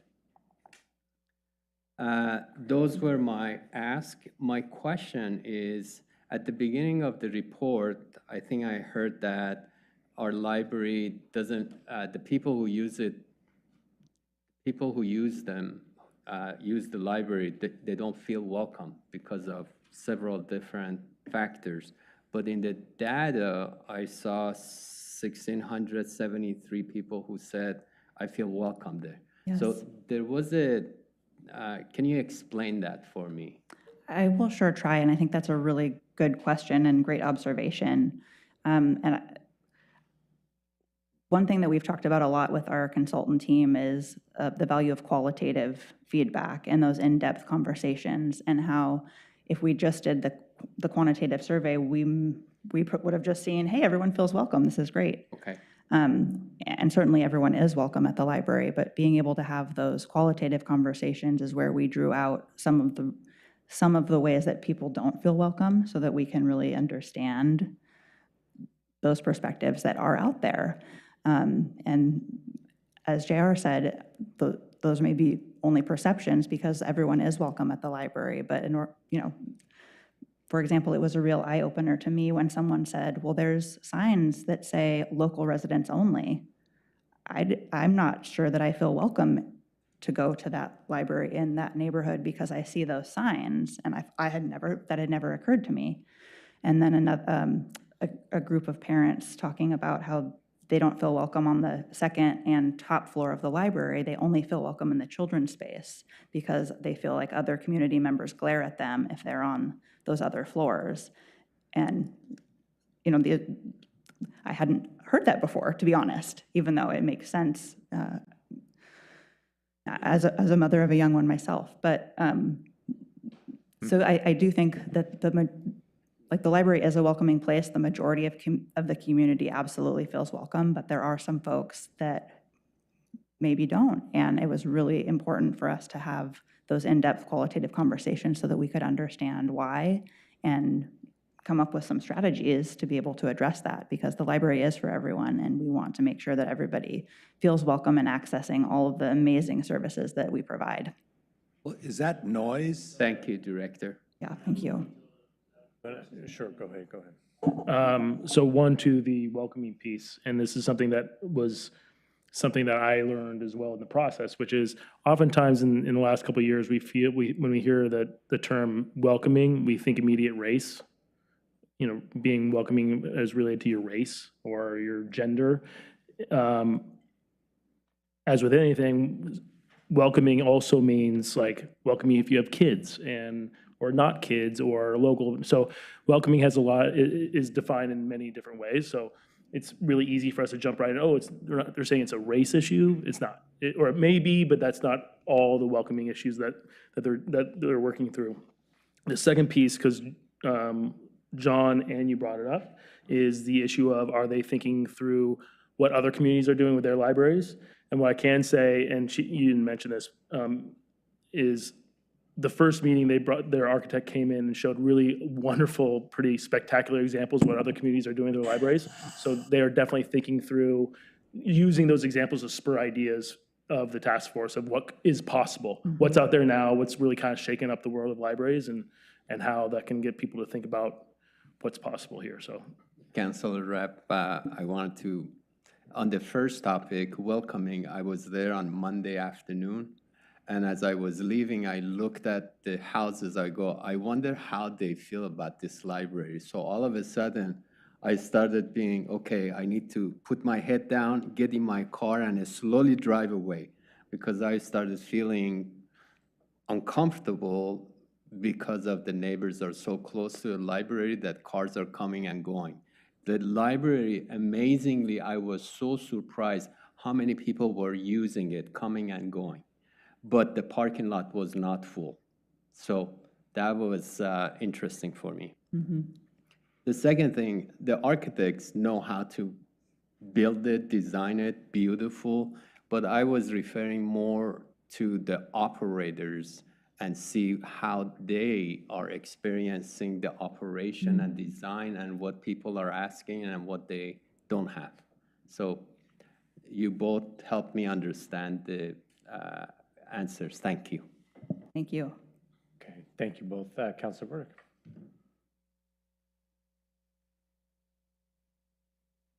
Okay, there we go. First, Director Kelly, thank you. This is very insightful. I appreciate all your work and all the task force work.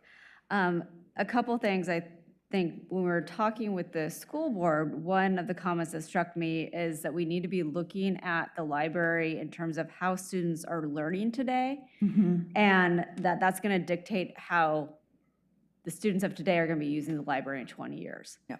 So I just thought that was a pretty powerful statement. So I'll just throw that out there again. Okay. Second, I think when we kind of consider moving forward, I think we really need to consider, is it realistic that we can even have 2 locations? I don't know that it is. We're a city of about 42,000. Yes, we're going to grow, but can we really afford to have 2 locations? Ideally, maybe we would love to, but I'm not sure that's practical. So with that said, I think we need to look at, as much as many of our citizens, and I'm probably going to get some hate mail for this, really love the existing location and where it's at, is that really the best location for the future? And so I would be eager to kind of get a sense from the community how they're feeling about that. If we can have a library, if we can only have 1 library, and a new location could potentially be more central for everybody, could offer those meeting spaces, could offer more flexibility in terms of, when technology changes and needs change and community, and really start being that community hub that brings everybody together. Would that trump being in this location that we've had for a long time? And I think one thing that's really hard, because that's been our location for what, 50s? Yeah. Forever. Yeah. Forever? Since the 60s, I believe. Since Lifetime. early 62, I mean, wanna say. that can be a very hard transition. And I think I also noticed that we had a lot of older people taking the survey, and change is hard for all of us, but often even harder. I know, as I age, sometimes change is even harder. You're still young. So I think that's something that, again, we should just kind of keep in mind when we're considering all these things. And finally, just when we're talking about feeling welcoming, the building itself, I think, I know we're talking about a lot of different issues, but the building itself, as you walk in, can really make a difference to how people feel. Not everyone's going to react the same to the same building, but in general, if you have a light-filled space, that you have, nice colors, so forth, it can be much more welcoming for more people. So I think that's something to keep in mind, and I think maybe a lot of people right now, the library, if they're using it a lot, it's a very comfortable because they know it, they understand it, they understand the operations. So they might not want to see the change to something different because, again, change can be scary. And it is right now, it's like we always kind of call ourselves a town. We don't really call ourselves a city. We're a village. We feel like we're smaller often than what we are. So I think having this cozy little library for a lot of us is really, it makes us feel good. And the thought of not having that is a challenge. So I don't know, I'm just kind of curious, like, again, how does the community as a whole feel about if we can have one, what does that look like? Is it keep it where it's at, or do we explore something else? Thank you. And I'm not advocating either way, it's a question, so. Well, yeah, I think this is It's a a good visioning thing where we're looking at long-term. I just look at the different generations from my mom to my generation to my kids' generation, and my daughter reads voraciously and hasn't cracked open a book forever because it's all on her Kindle, but she uses Link or Libby. Right, they just love that. Yeah. It's just like this huge thing. So it's the resources of having shared resources, which is this next generation. Anyway, they want to be able to have access to everything for free, just like they're still all on our Netflix accounts, It's a, or our phone bills or whatever. They just like sharing.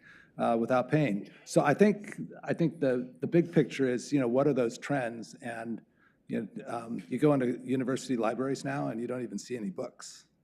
The new ones, you see tons of meeting rooms. You see a lot of spaces that are resource driven with computers or places to study or places to meet. They do have coffee oftentimes. And then if you need a book, you go to like this. I was at one college campus and you just tell them what book you want and a robot goes and gets the box down and they let you check it out. And it's like, oh, that's nice. It's like no wonder college tuition is $75,000 a year. But the bottom line is that those are changes that are real and are going. And our sample pool that put the survey in, we had a lot over 70 years old that they probably wouldn't be in that generation of that change. So, I just want to make sure we hit it right. And I think one thing that was on the results was to have flexible spaces that could be used in many ways so that we can build a facility that will change, that we can, we don't have to remodel, we just reuse the functional space. So it's exciting. Very exciting. It's very exciting. Councilor Corrigan. I just have a question. So I've heard concerns about the dilapidated fire station and we're renting space for our teen lounge. Yeah, and we know that we're going to have the next big bond for the school coming up in '26. So at what point do we have to put dollars to this? No. And as we try to, so how soon does that happen? In the next 6 months. Oh, okay. I would say. Okay. Getting the, detailing what those options might be, as you've said you would like to be presented with, and then getting to the high magnitude cost estimates, both for the capital and operating costs for what those models would include, would be part of our next step, so that you would be able to review that. And I think that the thing that will take more time than I think we probably collectively understand is if we do want to contemplate a new location. I didn't, notice I didn't say new facility. Trying to figure out what are the viable alternatives is probably going to take us longer than we anticipate. But that would, I think, first just sort of costing out what the different business models would look like is the next step. And then after that, helping you guys figure out what would be the work involved in advancing whatever business model you wanna select. Because within all of the alternatives, there are variations as well. Right. So there's ways to enhance services that don't require a new building. Robots. You saw some of them on Melissa's screen, right? The red boxes, using spaces in other existing city facilities for library services, the bookmobile, the library pop. There's ways, and so you might have a short-term, medium-term, and long-term plan as well. And to add on to that, I think this process, as was stated, the data collection for this process has closed, but this is really the beginning of public engagement, or not the a continuation. This is going to bring up a lot more questions that we want to ask, including some that you all have just mentioned. So we'll be asking more questions in the community to really understand those layers of their needs and their support. So there will be much more community engagement to come to as we hone in on whatever direction or multi-phased approach we might take. We'll do a lot more work to make sure that that's aligned with what the community needs are. Okay. And do we have we done a facilities study just of the condition of the library? There was a sorry, not sure if I'm having odd feedback, but our architect, David Work from Henneberry Eddy, he is part of the consultant project team and just a limited scope for this project, but did do an assessment of our library, but just a basic one. So we haven't gone into the architectural assessment yet. So that would also be something that we would be needing to do to really understand what it would cost to upgrade this building seismically and in other ways. Right. And depending on what that chosen service model might be in the future, a different set of changes might be needed to the current facility. And I think that's part of the goal of trying to get you a sort of a total business plan, because you may or may not conclude, just like we did with Old City Hall, that renovation of the existing library, you might decide it's not cost effective for the service that you want to provide. Yeah. That a new facility or a different facility might be more cost effective. So it'll be part of the thing that we do, because we want to make sure. I always tell people the no build is always an option, right? So the just live with what you have and renovate it is always an option. So we'll make sure you have that option. I think that's what Councilor Rapp's been advocating for, is let's take a look at what would it take to just make do with what we have. I do think that means you'll continue to revisit this question over and over again for decades, but there may be a point at which, well, anyway, that will be something we bring to you as it's a viable option, right? So. Well, yeah, which is good to know the state. I mean, we know the building's old, but we don't know what, and it has issues, but what are the extent of the issues? Are the issues we can remodel around, or are the issues that are pretty catastrophic, where we're at the rebuild type of, okay. And I do think, hearing the feedback, it'd be good to incorporate the entire environment around the library as part of the project too. So if, let's just say we like the current location, we're seeing that it's not just upgrades to the facility, but it is upgrades to the environment around it to make it accessible and to meet the needs. It's, if it's in first edition, it's adding sidewalks. I mean, that's a big, barrier to people accessing the library. So I think we should look at the location, not just like where it sits, but how it's connected with the rest of the community as part of the study, because those seem to be big parts of the feedback. And I personally, I would just say, I hate those neighborhood welcome signs. And I have forever said they need to go away. Because when you think about it, it's really good feedback to hear, because they connect our business community, and people come in town, they're like, and even when I see it, sometimes when I drive to my business down, and the thing I'll think, should I be driving down this street? Yeah, so I think that we probably I'd recommend that you have a conversation with the neighborhood leaders. I know those signs are intended to let folks know that they're driving through a neighborhood and that folks in that neighborhood would prefer that they not cut through to get to another road. So I think we'd want to have a discussion. We certainly could talk about. That's all of Lake Oswego. Sorry. Yeah, I Yeah, think no that kidding. in particular, Kidding me? a particular D Avenue, I think connects pretty directly to Country Club, and I think folks are concerned about folks cutting through on D. I will say there's a stop sign every 15 feet on D, so I don't take it for that reason. But No kidding. I also think we could converse with Public Works about even a more emotionally intelligent way of saying that, because I hear the point. When I first came to work here, I noticed them everywhere I went. And so I'm sure if you're new to the community, you notice them and they don't feel inclusive. So even if we were still to say, hey, please don't cut through people's neighborhoods, it's not really a shortcut to Country Club, it'll actually take you longer. That might be a better thing to say than what we say now, which is neighborhood traffic only.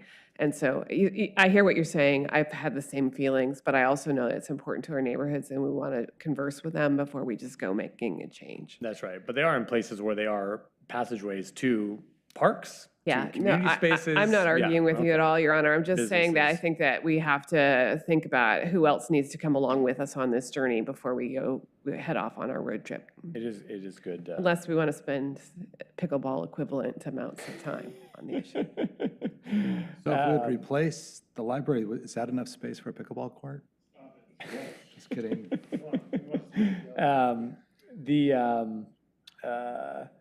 I think some of what we could be, as we analyze too, some of what we may be hearing, I don't, know enough to interpret the results this way, but, for years we've been hearing about the lack of a real civic presence on the west side of town. And so what we could be hearing through some of this feedback is the need for some kind of, this is around the library, but it might be echoing some of the sentiments we've heard in general around the need for other third space type of use there in the Lake Grove area on the west side. Certainly, we saw the largest single set of survey respondents from Mountain Park, which makes sense because it's a third of the city's population lives there. And another big chunk lives in Westlake, and those are all very, that's the population center over there. And so, as part of this planning, I hear Councilor Verdict's good point about these two facilities, but it's and really looking at the financial feasibility of that. But there's other ways looking at these other the comprehensive needs of the community and how we could plan some additional space that is providing some of these same features I think that people are looking for, and that is more accessible to more members of the community. As we plan out these various scenarios that I hear my colleagues asking for, which I think is a good way to go about it, coupled with the costs and even coupled with future plans as we work with the school district and think about what's available and what could help achieve multiple visions. We hear about what the district's talking about as well. And so, but thank you so much for the great work and the community's work. And I want to thank the task force as well for their continued work on this, helping guide, and you and your team and the work you do day in and day out to really do everything you can to fulfill this vision for a welcoming space that's serving so many members of our community. And of course, we take the big takeaways. The library is very beloved.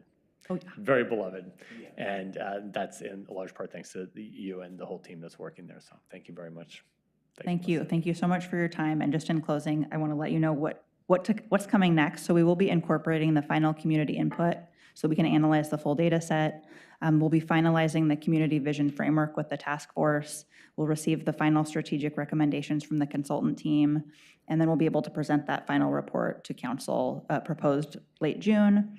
And then for the library staff, we will be taking all of this input and following it up with a strategic plan for the library. So those are some of the work products that are coming out of this. And we look forward to returning on June 27th, hopefully, if that continues to work for your calendar, and to provide the final report and get more direction from you on next steps. Great. We look forward to it. Thank you so much. Thank you, Director. And thanks again to Barry Dunn. Yes, and thank you, JR. We appreciate you being here tonight. Okay, and then we have information from council. Does anyone have anything they'd like to share? Well, yes, I have updates. So we've had the big update today. I think most of you have heard that the governor herself called for a pause on tolling. They have formed a task force within the legislature, which I hope will be made up of broader, remember, I'm not sure the structure of that task force yet, And anyway, this is in large response to the efforts of all of the jurisdictions here in Clackamas County, the county itself, working hand in hand with our representatives in the legislature. And this got the attention of the governor, and this is allowing us a chance to step back and really look comprehensively at the transportation funding needs of the entire state and making sure whatever we are doing is done in a fair and equitable way to all of our communities. And I think they're hearing those real concerns that our communities have not been listened to throughout this years-long process with ODOT, and that this plan is not achieving their goals in terms of the process itself, but just in terms of a project, in terms of meeting climate goals and equity goals as well. So it's good news. It is good news. Yeah, it's very good news. Councilor Afghan. The Planning Commission has a concern that the legislators are looking at changing the code across the Oregon, that if you, there are only two conditions you have to meet. One is the lot coverage and one is the building height, and everything else is out the window. And if that happens, I think we're going to have, and I share their concerns, we're going to have an interesting situation on our hands. So I committed to them that I will bring it to this forum and share that with you, and then we can offline decide how we want to take this forward. Okay. Thank you. Well, it's actually a bill that's sponsored by the governor, and I think Madison's been talking to you about it. The staff sits on a League of Oregon Cities team that's trying to offer the governor alternatives to the approach that you just described. As you would suspect, there are times when local codes or local process, perhaps public engagement process, can end up placing conditions on housing projects that cause them not to be financially feasible anymore, so they have the effect of stopping the project. And there are a number of horror stories being told out there about things that have happened in communities that have altered or modified a project to the place where it's now unbuildable.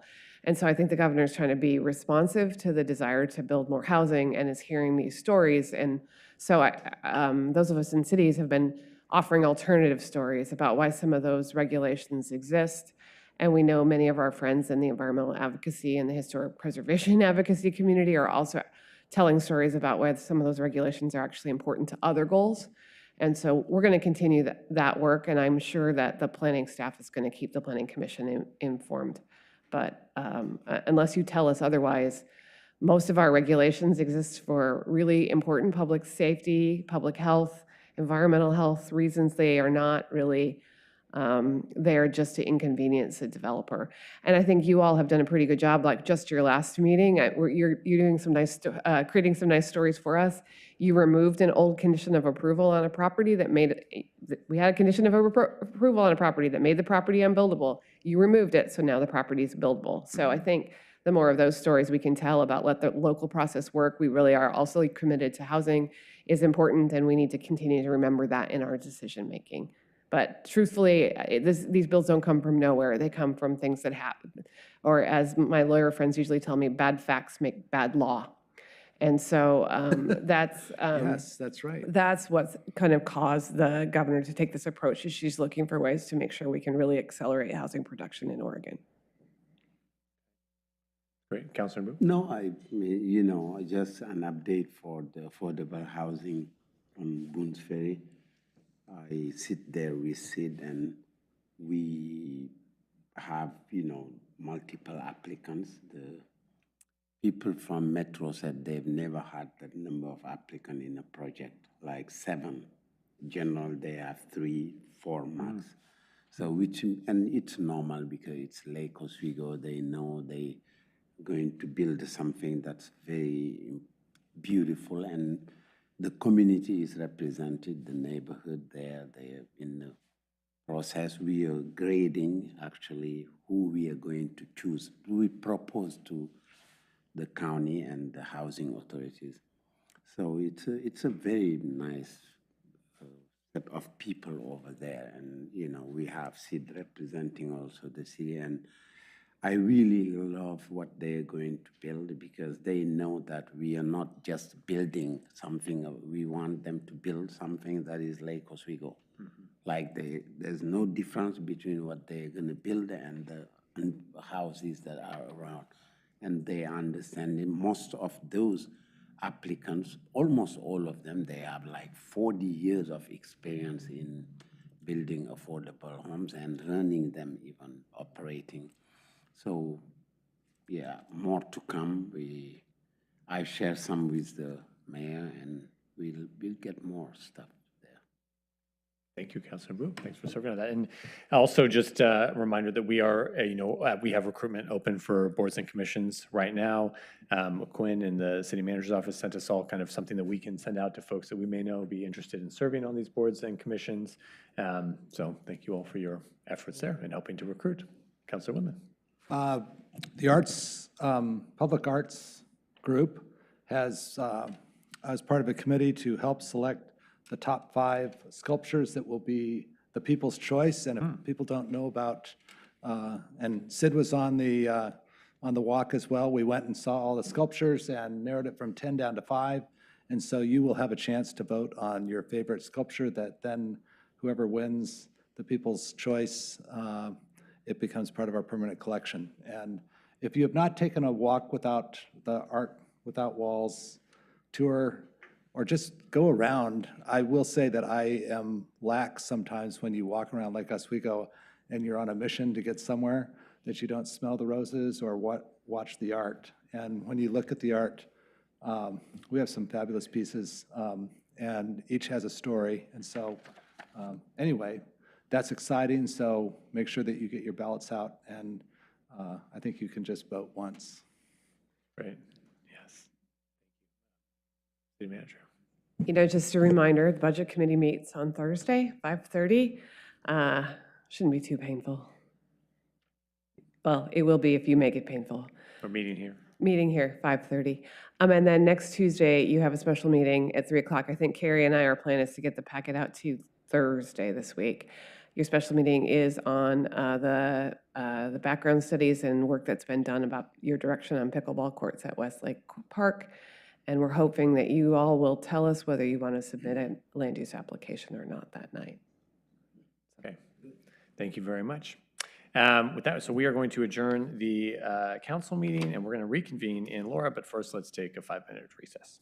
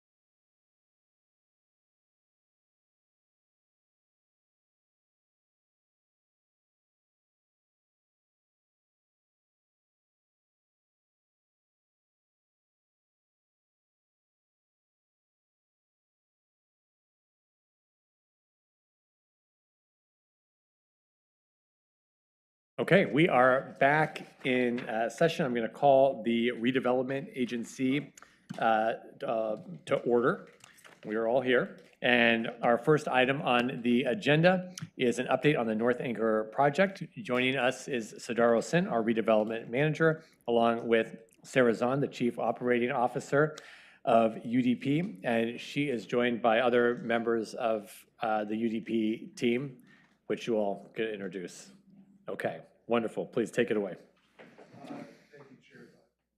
Members of the board, it's nice to be in front of you again. And so this evening, I just wanted to let you know that it's an update of where we are with the North Anchor project. There's no action being requested at this time. And Ms. Zahn will introduce her team as soon as I'm done with a few comments here. But if you recall, just a little background on this, in December of 2021, the Redevelopment Agency entered a disposition and development agreement with Urban Development Partners for the sale and development of the North Anchor project, which is on First and B Avenue. That project included a mixed-use component, which was residential with ground floor retail, and the anchor being the hotel on this.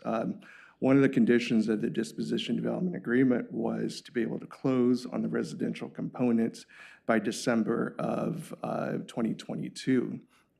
However, prior to that, the board approved an amendment to the DDA to extend that closing for 6 months.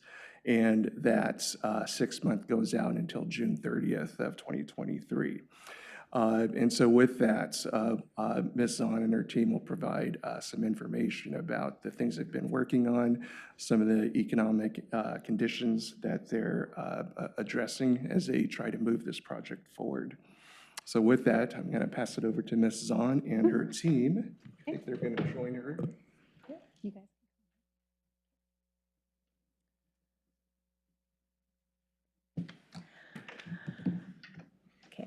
Good evening, Chair Buck and councilors. Nice to see you all again. As Sid said, my name is Sarah Zahn, and I'm the Chief Operating Officer of Urban Development Partners. I'm joined tonight by Eric Kress, who's one of the principals at Urban Development Partners, and Nick Santangelo, who works for CBRE. I'm going to just spend a few minutes before I pass it over to Eric, just giving a quick overview of the project. I know we have a couple of new counselors this evening, and I thought I would just refresh quickly what the project is and what we're talking about today. So you can actually see a rendering of the project up on the screen. On this, you see this is a view looking up First Avenue toward B, so it's looking north, and on the west side of B Avenue at the corner of First and B, you see the hotel, the proposed hotel project. That's the white building. And on the east side of First Avenue, you see the proposed residential project. So, Carrie, can I forward the screen or Okay, great, there we go. So we have two projects really that we're talking about here. There's a residential project and a hotel project. And so the residential building that you see up on the screen here, just a quick summary of the proposed project. It's 67 residential homes. It's about 6,000 square feet of ground floor retail, kind of anchored at the corner of First and B and running down towards State Street. It's 4 different spaces, so likely 4 different occupants. We have 75 parking spaces. 61 of those are in a structured parking kind of under and tucked under the building, and 14 of them are along the street. And then part of this project is that we've committed to 8 homes with rents targeted at families earning 80% of the median family income for the region. The hotel project on the other side of the street that you see here comprises 83 hotel rooms. We have a 100-seat restaurant and lounge space on the ground floor. You can kind of see the corner space there. That's a large kind of outdoor living room and seating area, and then the restaurant extends behind it up First Street there. We have a fitness and wellness center really targeted toward the hotel guests. The parking is in valet. It's a valet parking system, and that is tucked into and behind the building. And as I said before, we have an outdoor living room, and we're evaluating a potential rooftop terrace. So these are just a couple of pictures specifically of the hotel, because we have some really nice interior renderings that I thought would just be nice to show. So on the upper left is a rendering of that outdoor living space that's at the corner of First and B. The intent there is really to create an active ground floor use.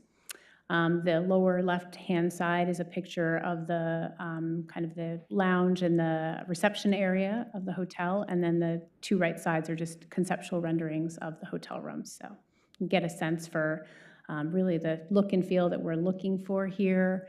It's really intended to be a celebration of the Pacific Northwest, lots of natural wood, lots of light, views toward the mountains and the river. And that's it. I just wanted to kind of give a quick overview of the projects that we're proposing here. And I'll tell you a little bit more about where we are in terms of timing and logistics. But before I do that, I want to turn it over to Eric, give him a few minutes to just introduce himself and talk a little bit. Yeah, thank you. Good evening. My name's Eric Kress. I'm a principal and co-founder with Urban Development Partners. Thank you all for giving me some time to speak about this project this evening. I wanted to attend this evening so I can relate to the board the importance of this project to Urban Development Partners. We are highly committed to seeing it through to a successful completion and a positive impact for this community for decades to come. Our company is delighted to be working with Lake Oswego and continues to believe in both the apartments and that both the apartments and hotel will be successful. Between these two projects, we've invested over $4 million. And as you've seen, Hacker has done a wonderful job of designing beautiful functional spaces that will have multi-generational impact on this community. In my 2 decades of, sorry, this is fading in and out. In my 2 decades of committing myself and our company to delivering impactful projects like these, I've never found it easy or smooth sailing to deliver a truly great development. And this is no exception. We had planned to be further along by now, as you all know, and however, we've been up against some commercial real estate headwinds that have prevented us from moving as quickly as we'd liked. As we have worked through tremendous construction cost volatility and now the difficult capital markets complete with recent bank failures, we must keep in mind every day that these buildings will be an important part of the community for decades to come. And success really requires for us, and we keep this in mind with a lot of our projects, we have to keep a 100+ year perspective because we do believe that quality buildings like these will be around for more than a century.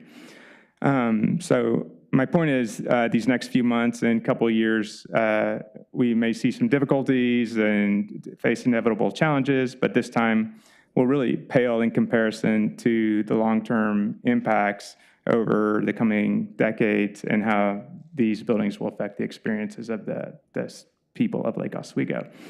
So we need to keep that in mind. So we'll continue to be 100% committed to these projects and delivering something that's successful for this community. And to speak a little bit more about the capital market situation that we're dealing with, we've invited our partner from CBRE tonight to give some insights. Nick Santangelo is Executive Vice President of CBRE Capital Markets. So I'm going to turn it over to Nick. I appreciate it, Eric. We have some slides for him.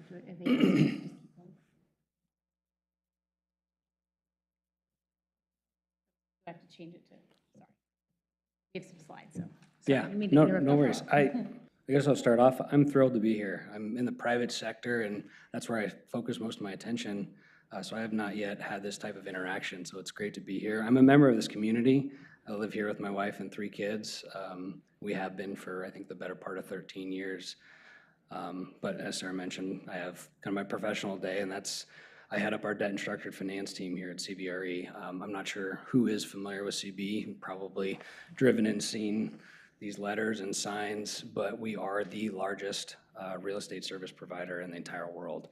And why that's important to you guys is the amount of information that we're gathering on a day-to-day basis from appraisals, sales, our debt business, development in-house. It's called Trammell Crow. We have a wide span of feedback and information that we work to aggregate on a consistent basis. And ultimately what the end goal is to bring that to bear on a daily basis. And so I appreciate the outreach here. We have been working with the team, and you can go ahead and skip to the next one if you don't mind. We've been working with the team here for the better part. I guess we started this conversation almost a year ago, but formally got engaged kind of around the holidays, got this opportunity specifically out to the markets. And ultimate goal here is to provide you guys a little bit of context as to what we're seeing on the ground level in our day-to-day business and how that relates to this project specifically, because it's not the only project that we're working on, and many of those are challenged in today's markets, as you can imagine. This gives you a little bit more orientation just about the company. So, you know, the amount of volume that we're doing, our pulse on what's going on in the broader markets, and I certainly welcome questions from any of you guys in terms of further evaluating this and kind of distilling it. But my objective really was to go ahead and take a moment and let you know, I think we've all read the headlines of what's going on here kind of in the markets and you read the newspapers, but to bring that to a more fine point as to what we're seeing specifically on this project. And so if you wouldn't mind, we'll go to the next one. I went ahead and kind of threw together a handful of bullet points. The ones that I think are most meaningful here are the reading it out loud, but the consideration that we're likely coming into a recessionary period has certainly put most of our base, which is not only equity providers, but also debt providers, in a very defensive position. And that makes it very challenging to get projects like this off the ground, as you can imagine. We are currently seeing and experiencing specific distress in the market, and that's to the tune of we have office buildings that are going back to lenders currently. We have multifamily buildings that are going back to lenders currently. There's a lot that is being digested by the market, broadly speaking. And when you have those types of challenges as let's say you're a portfolio lender and you're looking at your own portfolio, it makes you very hesitant to go ahead and lend new dollars to a new project. So those are some of the dynamics that are going. I think the summary portion probably sums it up though. Obviously we're in an environment, excuse me, with higher interest rates, makes it very challenging to get deals off the ground, very tight credit conditions, and we still have concerns about economic weakness that are coming up. And it's our expectation, this is really the house view, that CBRE expects that that's going to remain in place here for the remainder of this year. The idea being maybe kind of take this from a larger macro perspective and funnel it down. It is a real concern, and it's something I deal with multiple times a week, is getting lenders and equity partners who are calling from different markets. And you have to understand these folks are coming out of Des Moines, Iowa, they're coming out of Chicago and New York and Dallas, and they're wondering what is going on in Portland. We have some real headline risk that we've dealt with, and that's a meaningful statement, and I take that to heart because I'm a lifelong Portland individual myself. But it's a reality of the market that we're in. And when we're trying to attract capital, domestic capital from other markets and ingratiate it here in this community, that's a real challenge, and it's not going to go away overnight. So I wanted to make mention of that. I think the other things that I would point out here on this one,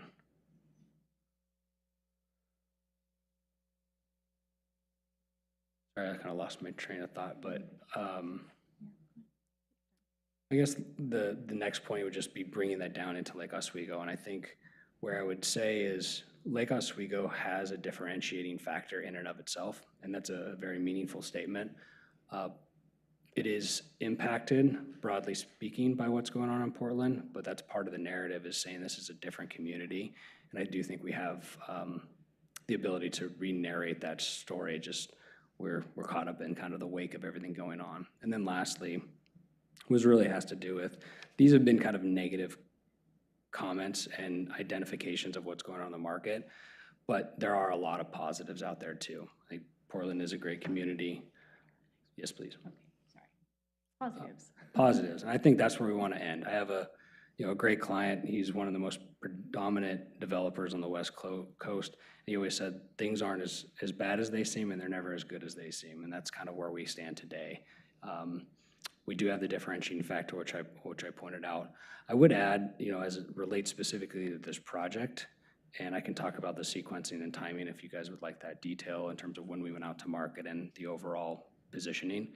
But the project itself was received very well by the capital markets to include equity and debt. It just, the timing wasn't right. The yields don't make sense.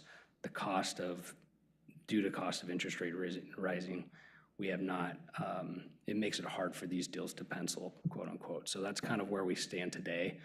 But they're the good things. People received the check sizes were appropriate for what we were targeting. And I think as we recover from this market, we're going to see those types of deals get done that are in that $15 to $20 million range, more so that you're going to see the big ones get done right away, just from a risk profile standpoint.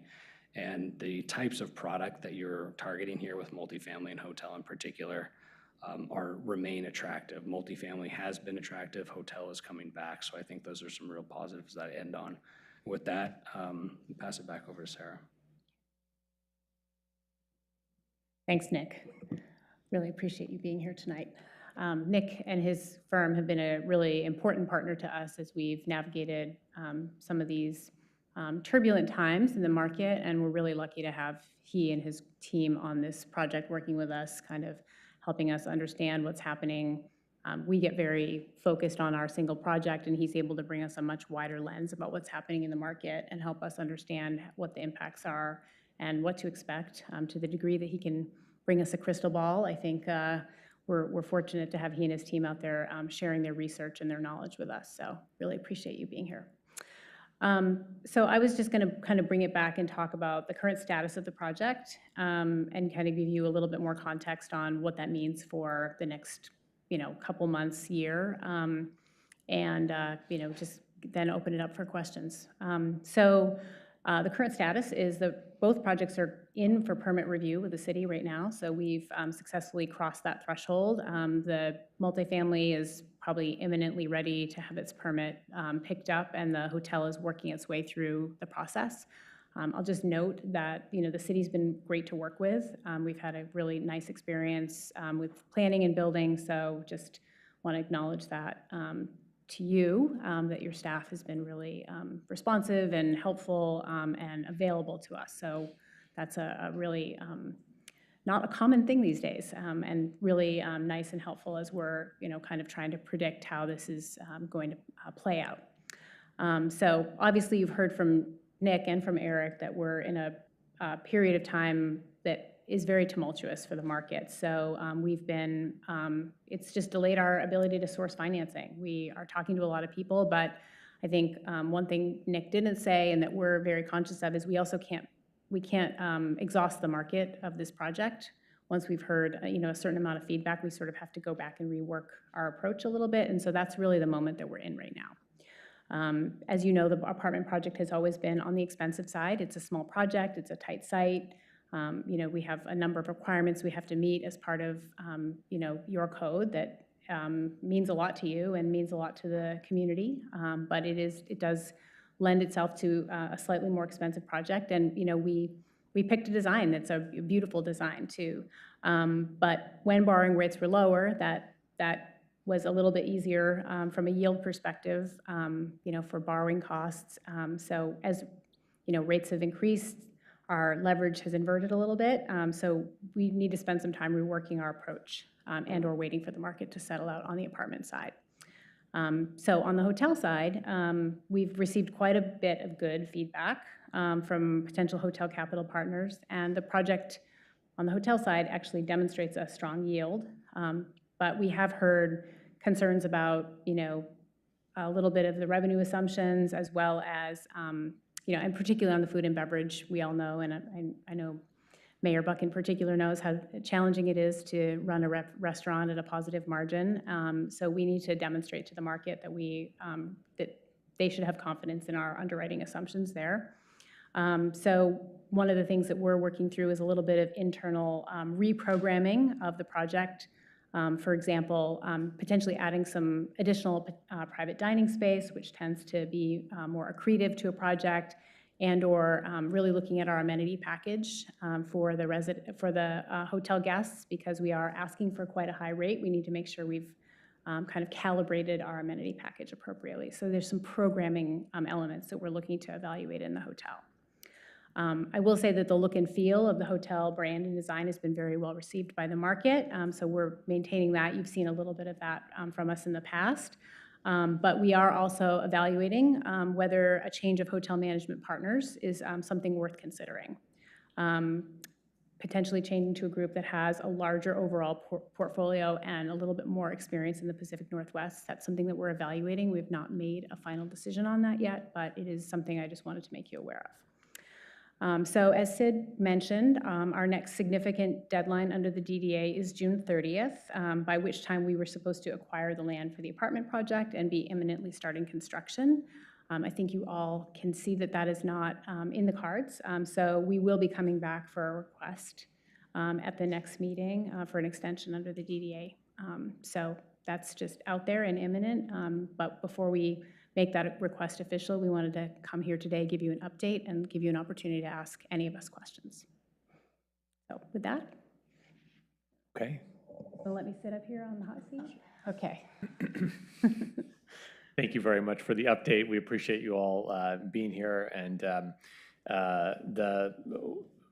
we appreciate the investment you all have made with your partners in this project so far, bringing it to this state. I think this remains a project that we're all very excited about, that the community is excited about, and we're just want to be good partners with you in better understanding what we can do to help move this project forward, but also better understanding what in particular the hangups are. I mean, we hear the general topics, the same general topics we've been talking about, but if you can give us any more specific information about where things are right now.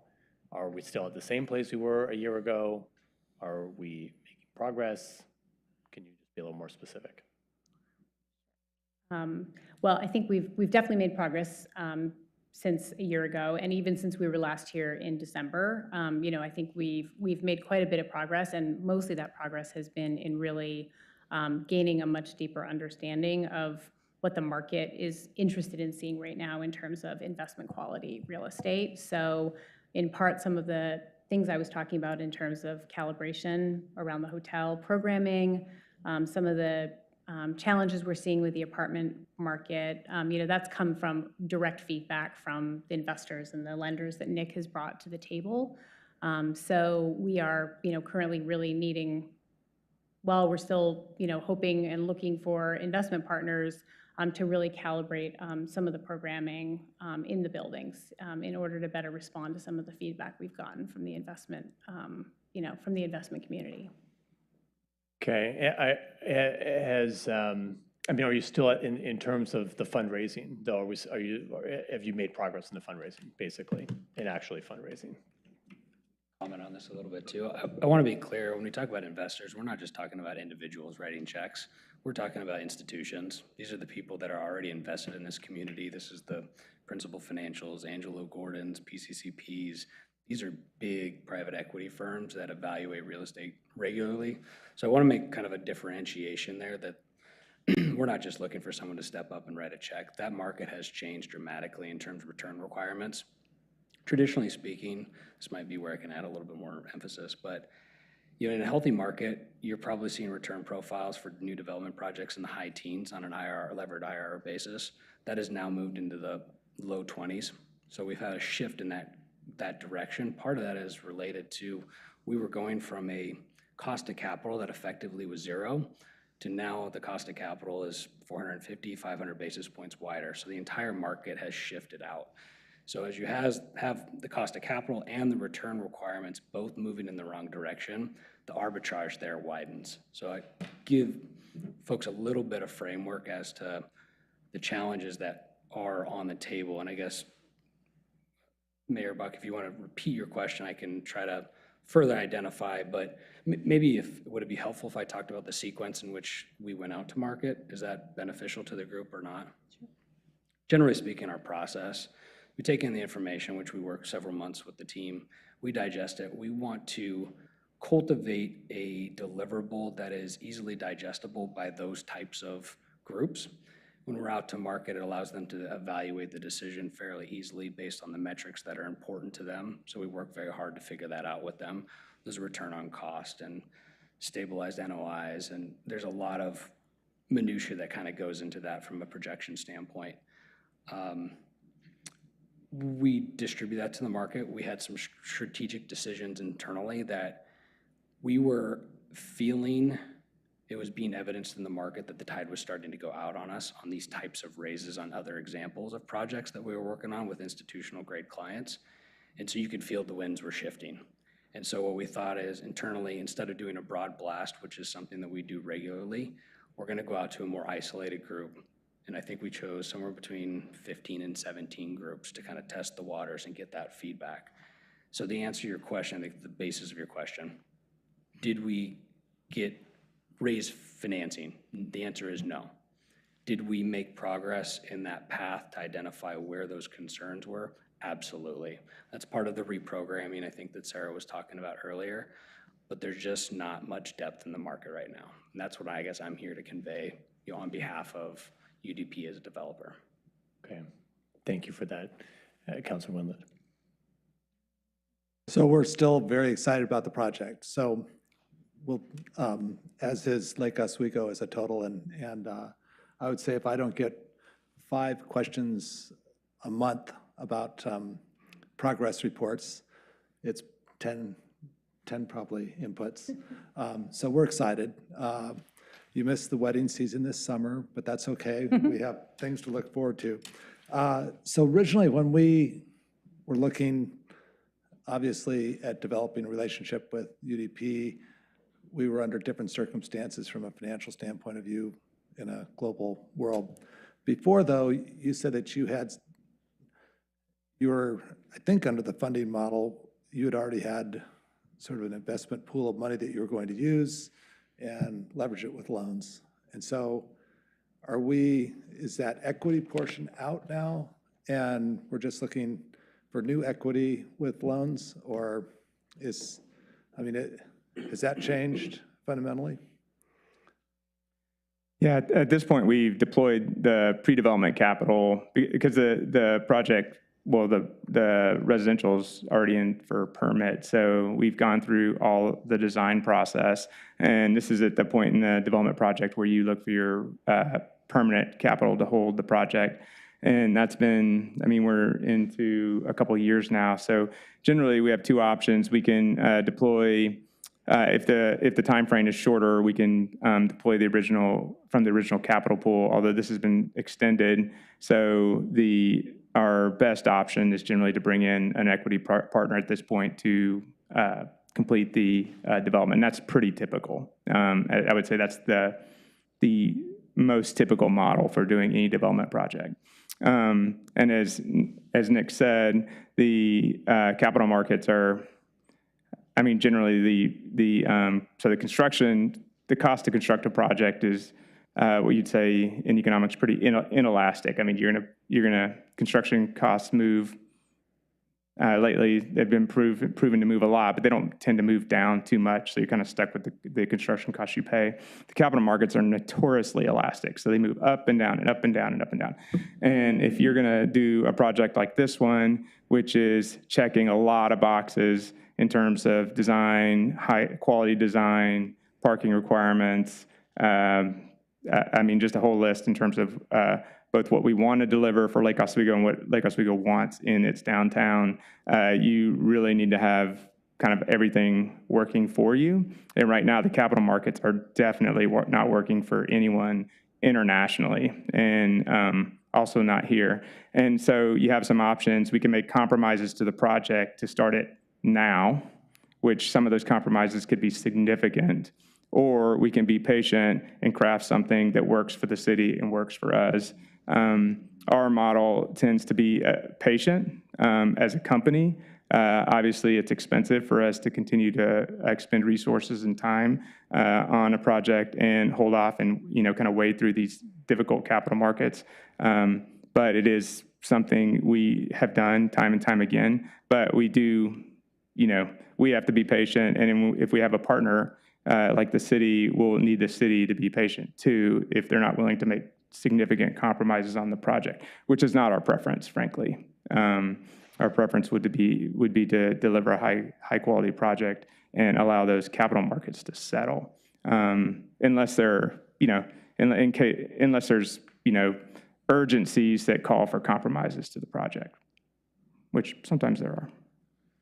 So is the debt structure or the structure of the deal then mostly 100% equity with no loans?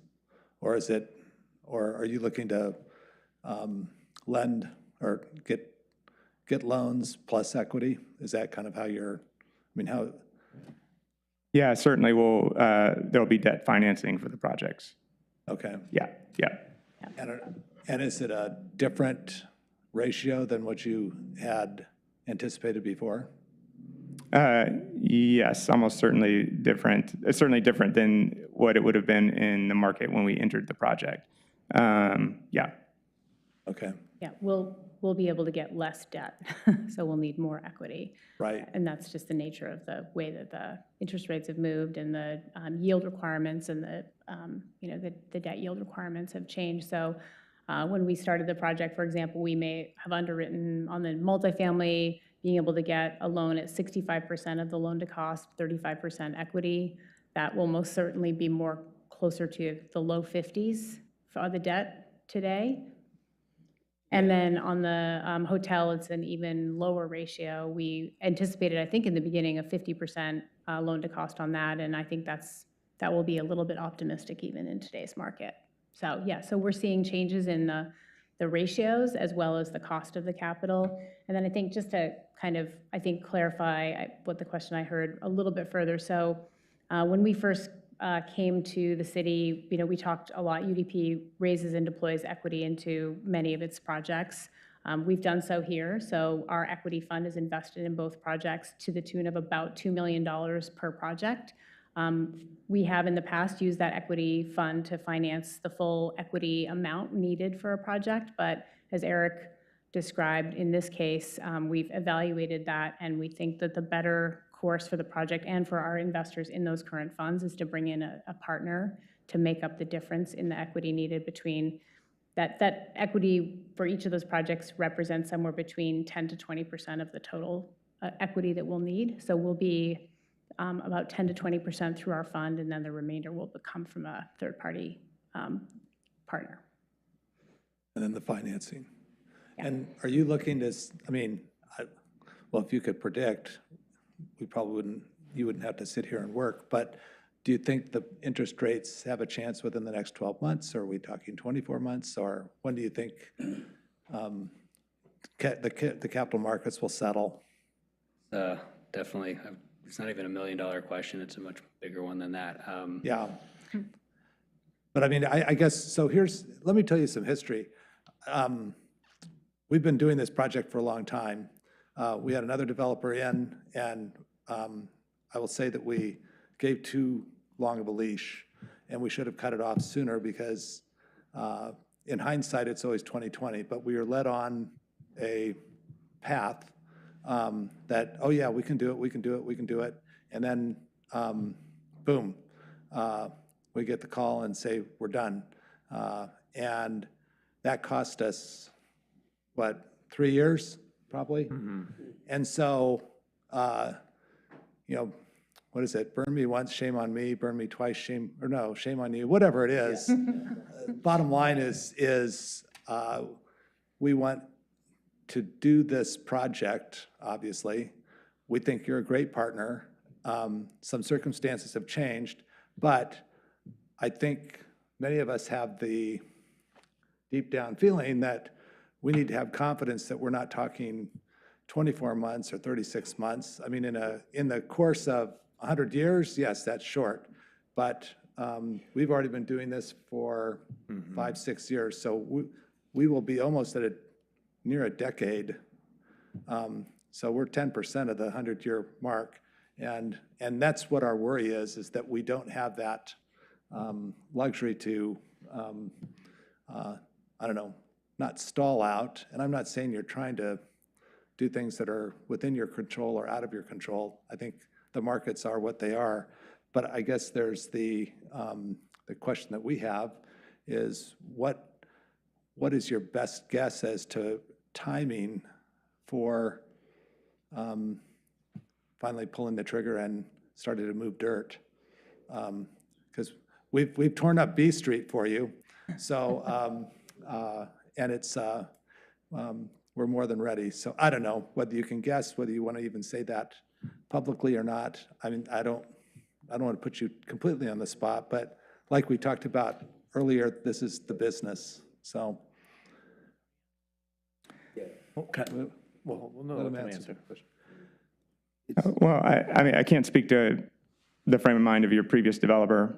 They walked away from the table. We don't plan to walk away from the table. I don't see us walking away from the table. We've got too much into this. It's a high-quality project. Our hearts are in it. So, you know, we're in for the long run, for the long haul on it. We believe in it. It is hard. I mean, it is hard to predict how long it would take. I mean, if it takes 12 months, we'll be in it for 12 months. And honestly, if it takes 24 months, we'll be in it for 24 months. We're not going to throw in the towel. What we can do is continue to work through options for making the project more attractive in the current capital markets, with trying not to make compromises that we feel are not, you know, worth it, frankly. I mean, we wouldn't want to make a compromise on the product just so we can save 6 months to find out if we would have delayed 6 months, we would have built a much better building for us and for the city. It's just not worth it. Doesn't make any sense. And and it doesn't, I don't know, I would just encourage you guys not to start over. I mean, we've come a long way, and this is high quality. These are great buildings. It just, I don't know. I mean, I think these are great buildings that have a, you know, a great offering and have as good of chance of any as being financed. Sure, I've talked to capital that I said, oh, if you did this, that, and the other, you could get it done now, but it's not a building that you want. I guarantee you it's not a building that you would want. And if you hand it over to another developer, they'll probably bring that to you, and you're not going to be happy, and you're not going to improve it, and your city's not going to improve it. These are buildings that your commissions have approved because they're beautiful, high-quality buildings, and I just think that we need to get them built. So let me ask you this question. Is there anything that would be, not to take the quality down, but something that we're preventing you? We put a code desire or something in the code that if there could be an exception or a variance or something that would save enough money to make the deal worth it. I mean, without taking the quality of the product down, are there things that are stopped or things that would be advantageous to the project if we had different circumstances or different codes? And you don't have to answer that tonight per se, but I mean, you may say parking or something. I don't know. I mean, almost certainly, yes. There are things, but something, you know, you have to weigh those against the difficulty of getting that approved. Just be real. So, but we may have 2 years to figure it out. Yeah. That's what you're telling me. Yeah. Well, I hope not, and we'll kind of push on that string and look at things and potentially present a few options. You know, but you know, we have. I mean, we're proud of UDP's reputation for delivering high-quality products that are well-received in the community. And so that's where, you know, we've had to, you know, push on and pull on code and stuff from time to time, and we may make requests. But one thing we're committed to is building something that's of high quality and that we can be proud of, and our kids can be proud of, and our grandkids can be proud of. Everyone here wants that too. Yeah, so. yeah. Councilor Boop? Yeah, no, I like you folks, you know, you do a good stuff, but my thing is we, like Councilor Wendland said, we had people who already been here on this project, and the economy, we know what it is. It's mainly, you know, political. It's mainly due to international factors, the war in Ukraine, the stalling on China's side. This can be years to go.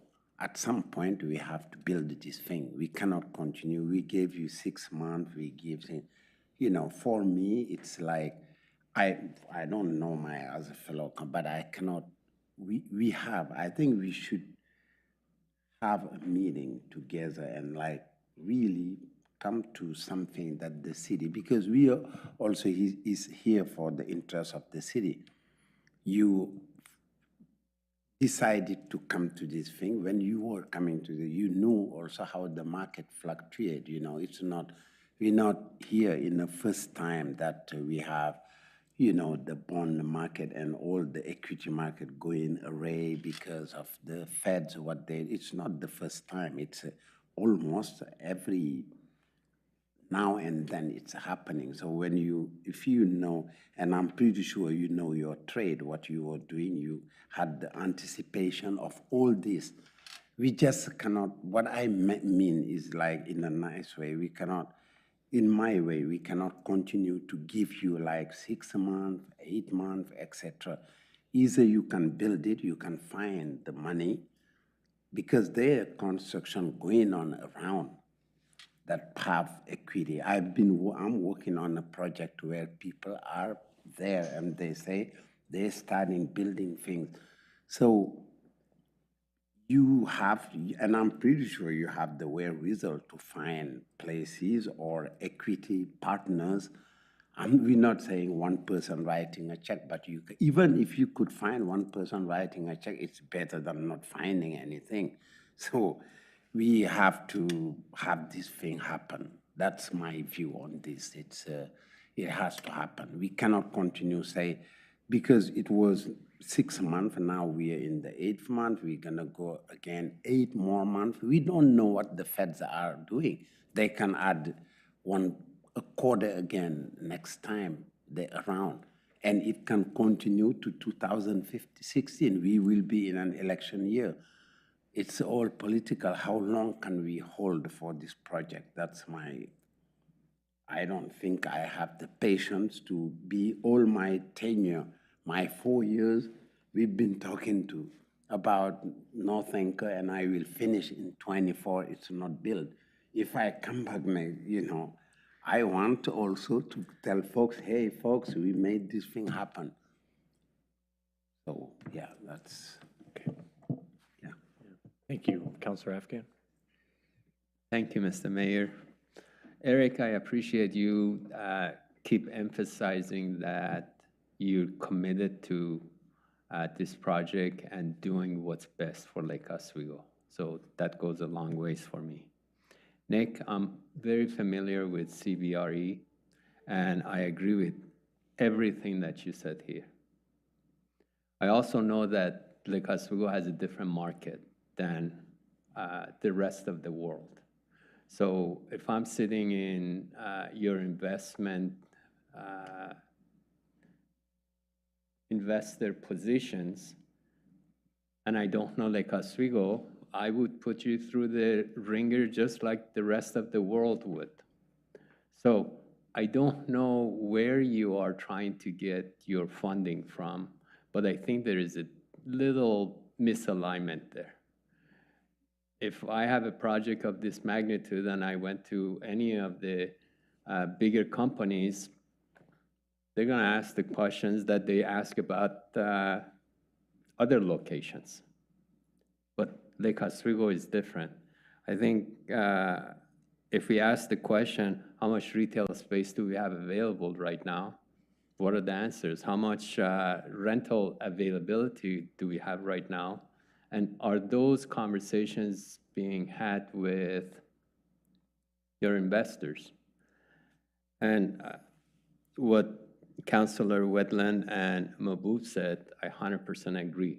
On one hand, we love you the way you have done, and the market has changed, but you mentioned, Eric, that we have to wait in order to do the right thing for Lake Oswego and do a quality project.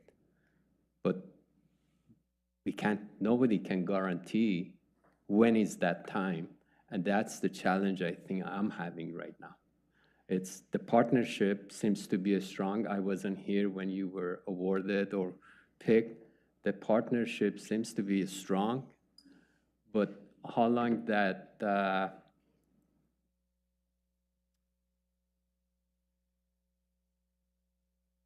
strong relationship can last if you're in a tough position and we're in a tough position. So trying to understand how we can continue the relationship and get the project up and running, because we're missing an opportunity, big opportunity. I think as we heard during the public hearing, the Beacon project was supposed to be almost at the same rate as these projects, but here they are for a couple, 3 years, and this project is still not gaining grounds that we want to see.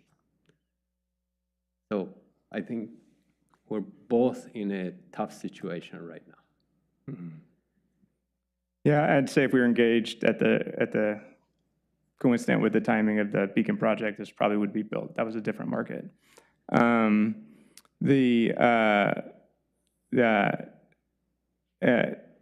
answer your questions about speaking to investors, a lot of that is just, those are just numbers and mathematics, because there's comparables that are easily reflect the strength of the Lake Oswego market that can be provided, that any investor, any developer, prior developer, next developer are going to have to grapple with. They're facts. So we are grappling with facts that anyone's going to have to deal with. The interest rate that we pay is not going to be different from, money's fungible. So, another developer's not going to be using different interest rates. So a lot of that is, it's just out of our control. Now, what we can do is, again, go back to the project and push and pull on some of the requirements. As Councilor Wendland mentioned, we can look at pushing and pulling on something that as much as it's practical to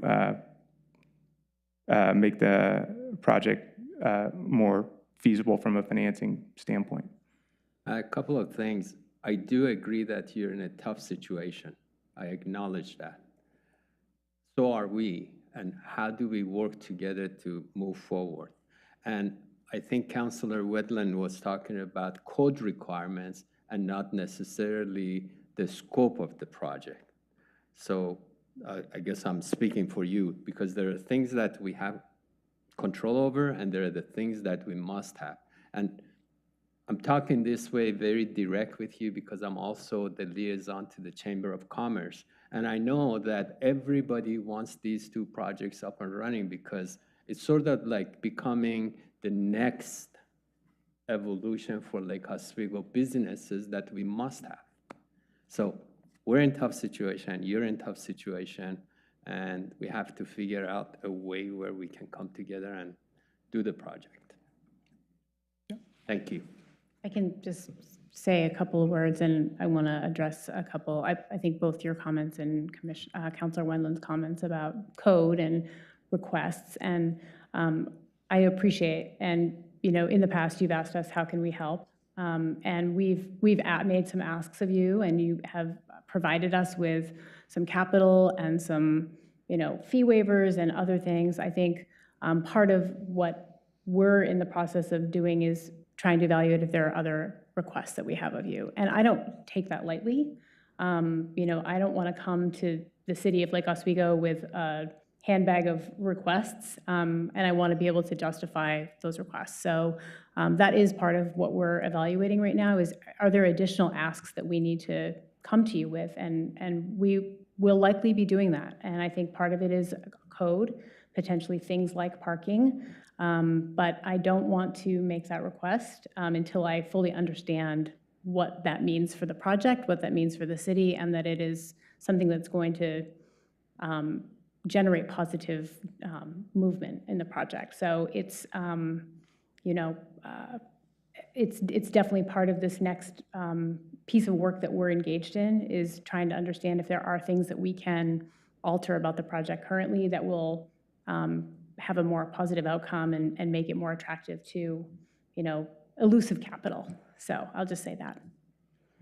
I understand, again, your challenges. I also ask that we be a little bit more proactive because we're in May and deadline was June, and it feels like, okay, we're hitting at the deadline and we don't have the request. So I ask that let's try to be more proactive so we're working together and not getting surprises. Thank you.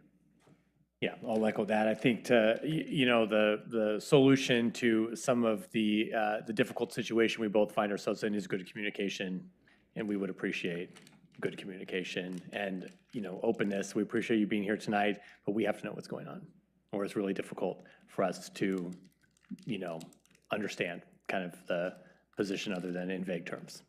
So if you can hear that request and find a way to work with us on helping us better understand what your needs are, I think we can work even better together. Manager? No? Okay. I'm not going to say this. No matter what alternative you pick, it's not going to happen right away. So if we look at code changes, okay, I just want everybody to be clear that we're not going to be breaking ground on a project in July. No, and I don't think expectation is that. I think, like anything else, it's, we did a project with a school district to build a pool. And it took 2 years longer than we thought it would. Actually, I would say that that's where our error was. We could have tightened it by about 18 months. Probably.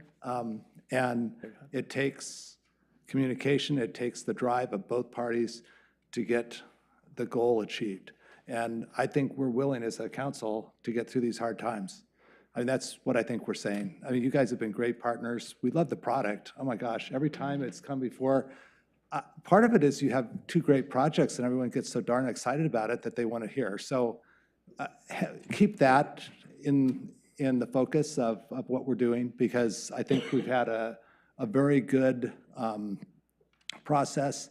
And I just want to give credit to UDP for going through the process with our neighborhoods. This is the first time that we've had actually a big project like this that we didn't have revolt, in the chamber, okay? Typical in Lake Oswego, when something changes, there's always a group that comes down, and no matter what it is, there's always a big group that comes down and testifies that we're crazy for going forward and everything like that. I don't think we had anybody. In fact, we had a person that came who's probably one of our staunchest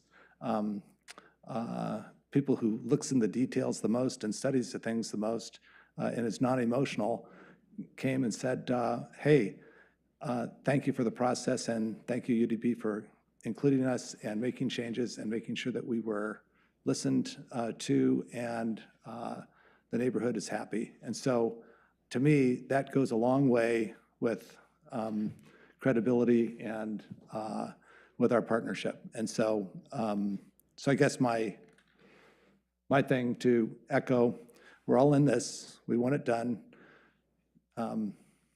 Work with us to figure out how we can make it work for all of us. Thank you, Councilman. Yeah, and thank you. It's nice to meet you, Eric and Nick. And Sarah has been a great face of this project, working with our community now for a couple of years, and we really enjoy her partnership and working with all of you. And thank you for taking the time to be here with us. Okay. Thank you very much. Thank you. Sid. Thank you. Thank you. And one more item of business here for the LORA board, and that is approval of our April 4th minutes. Move to approve the minutes. A second. A second for Councilor or Director Corrigan. Director Corrigan. Yes. All right, all those in favor say aye. Aye. Any opposed? All right, motion passes 7-0. And with that, the LORA meeting is now adjourned.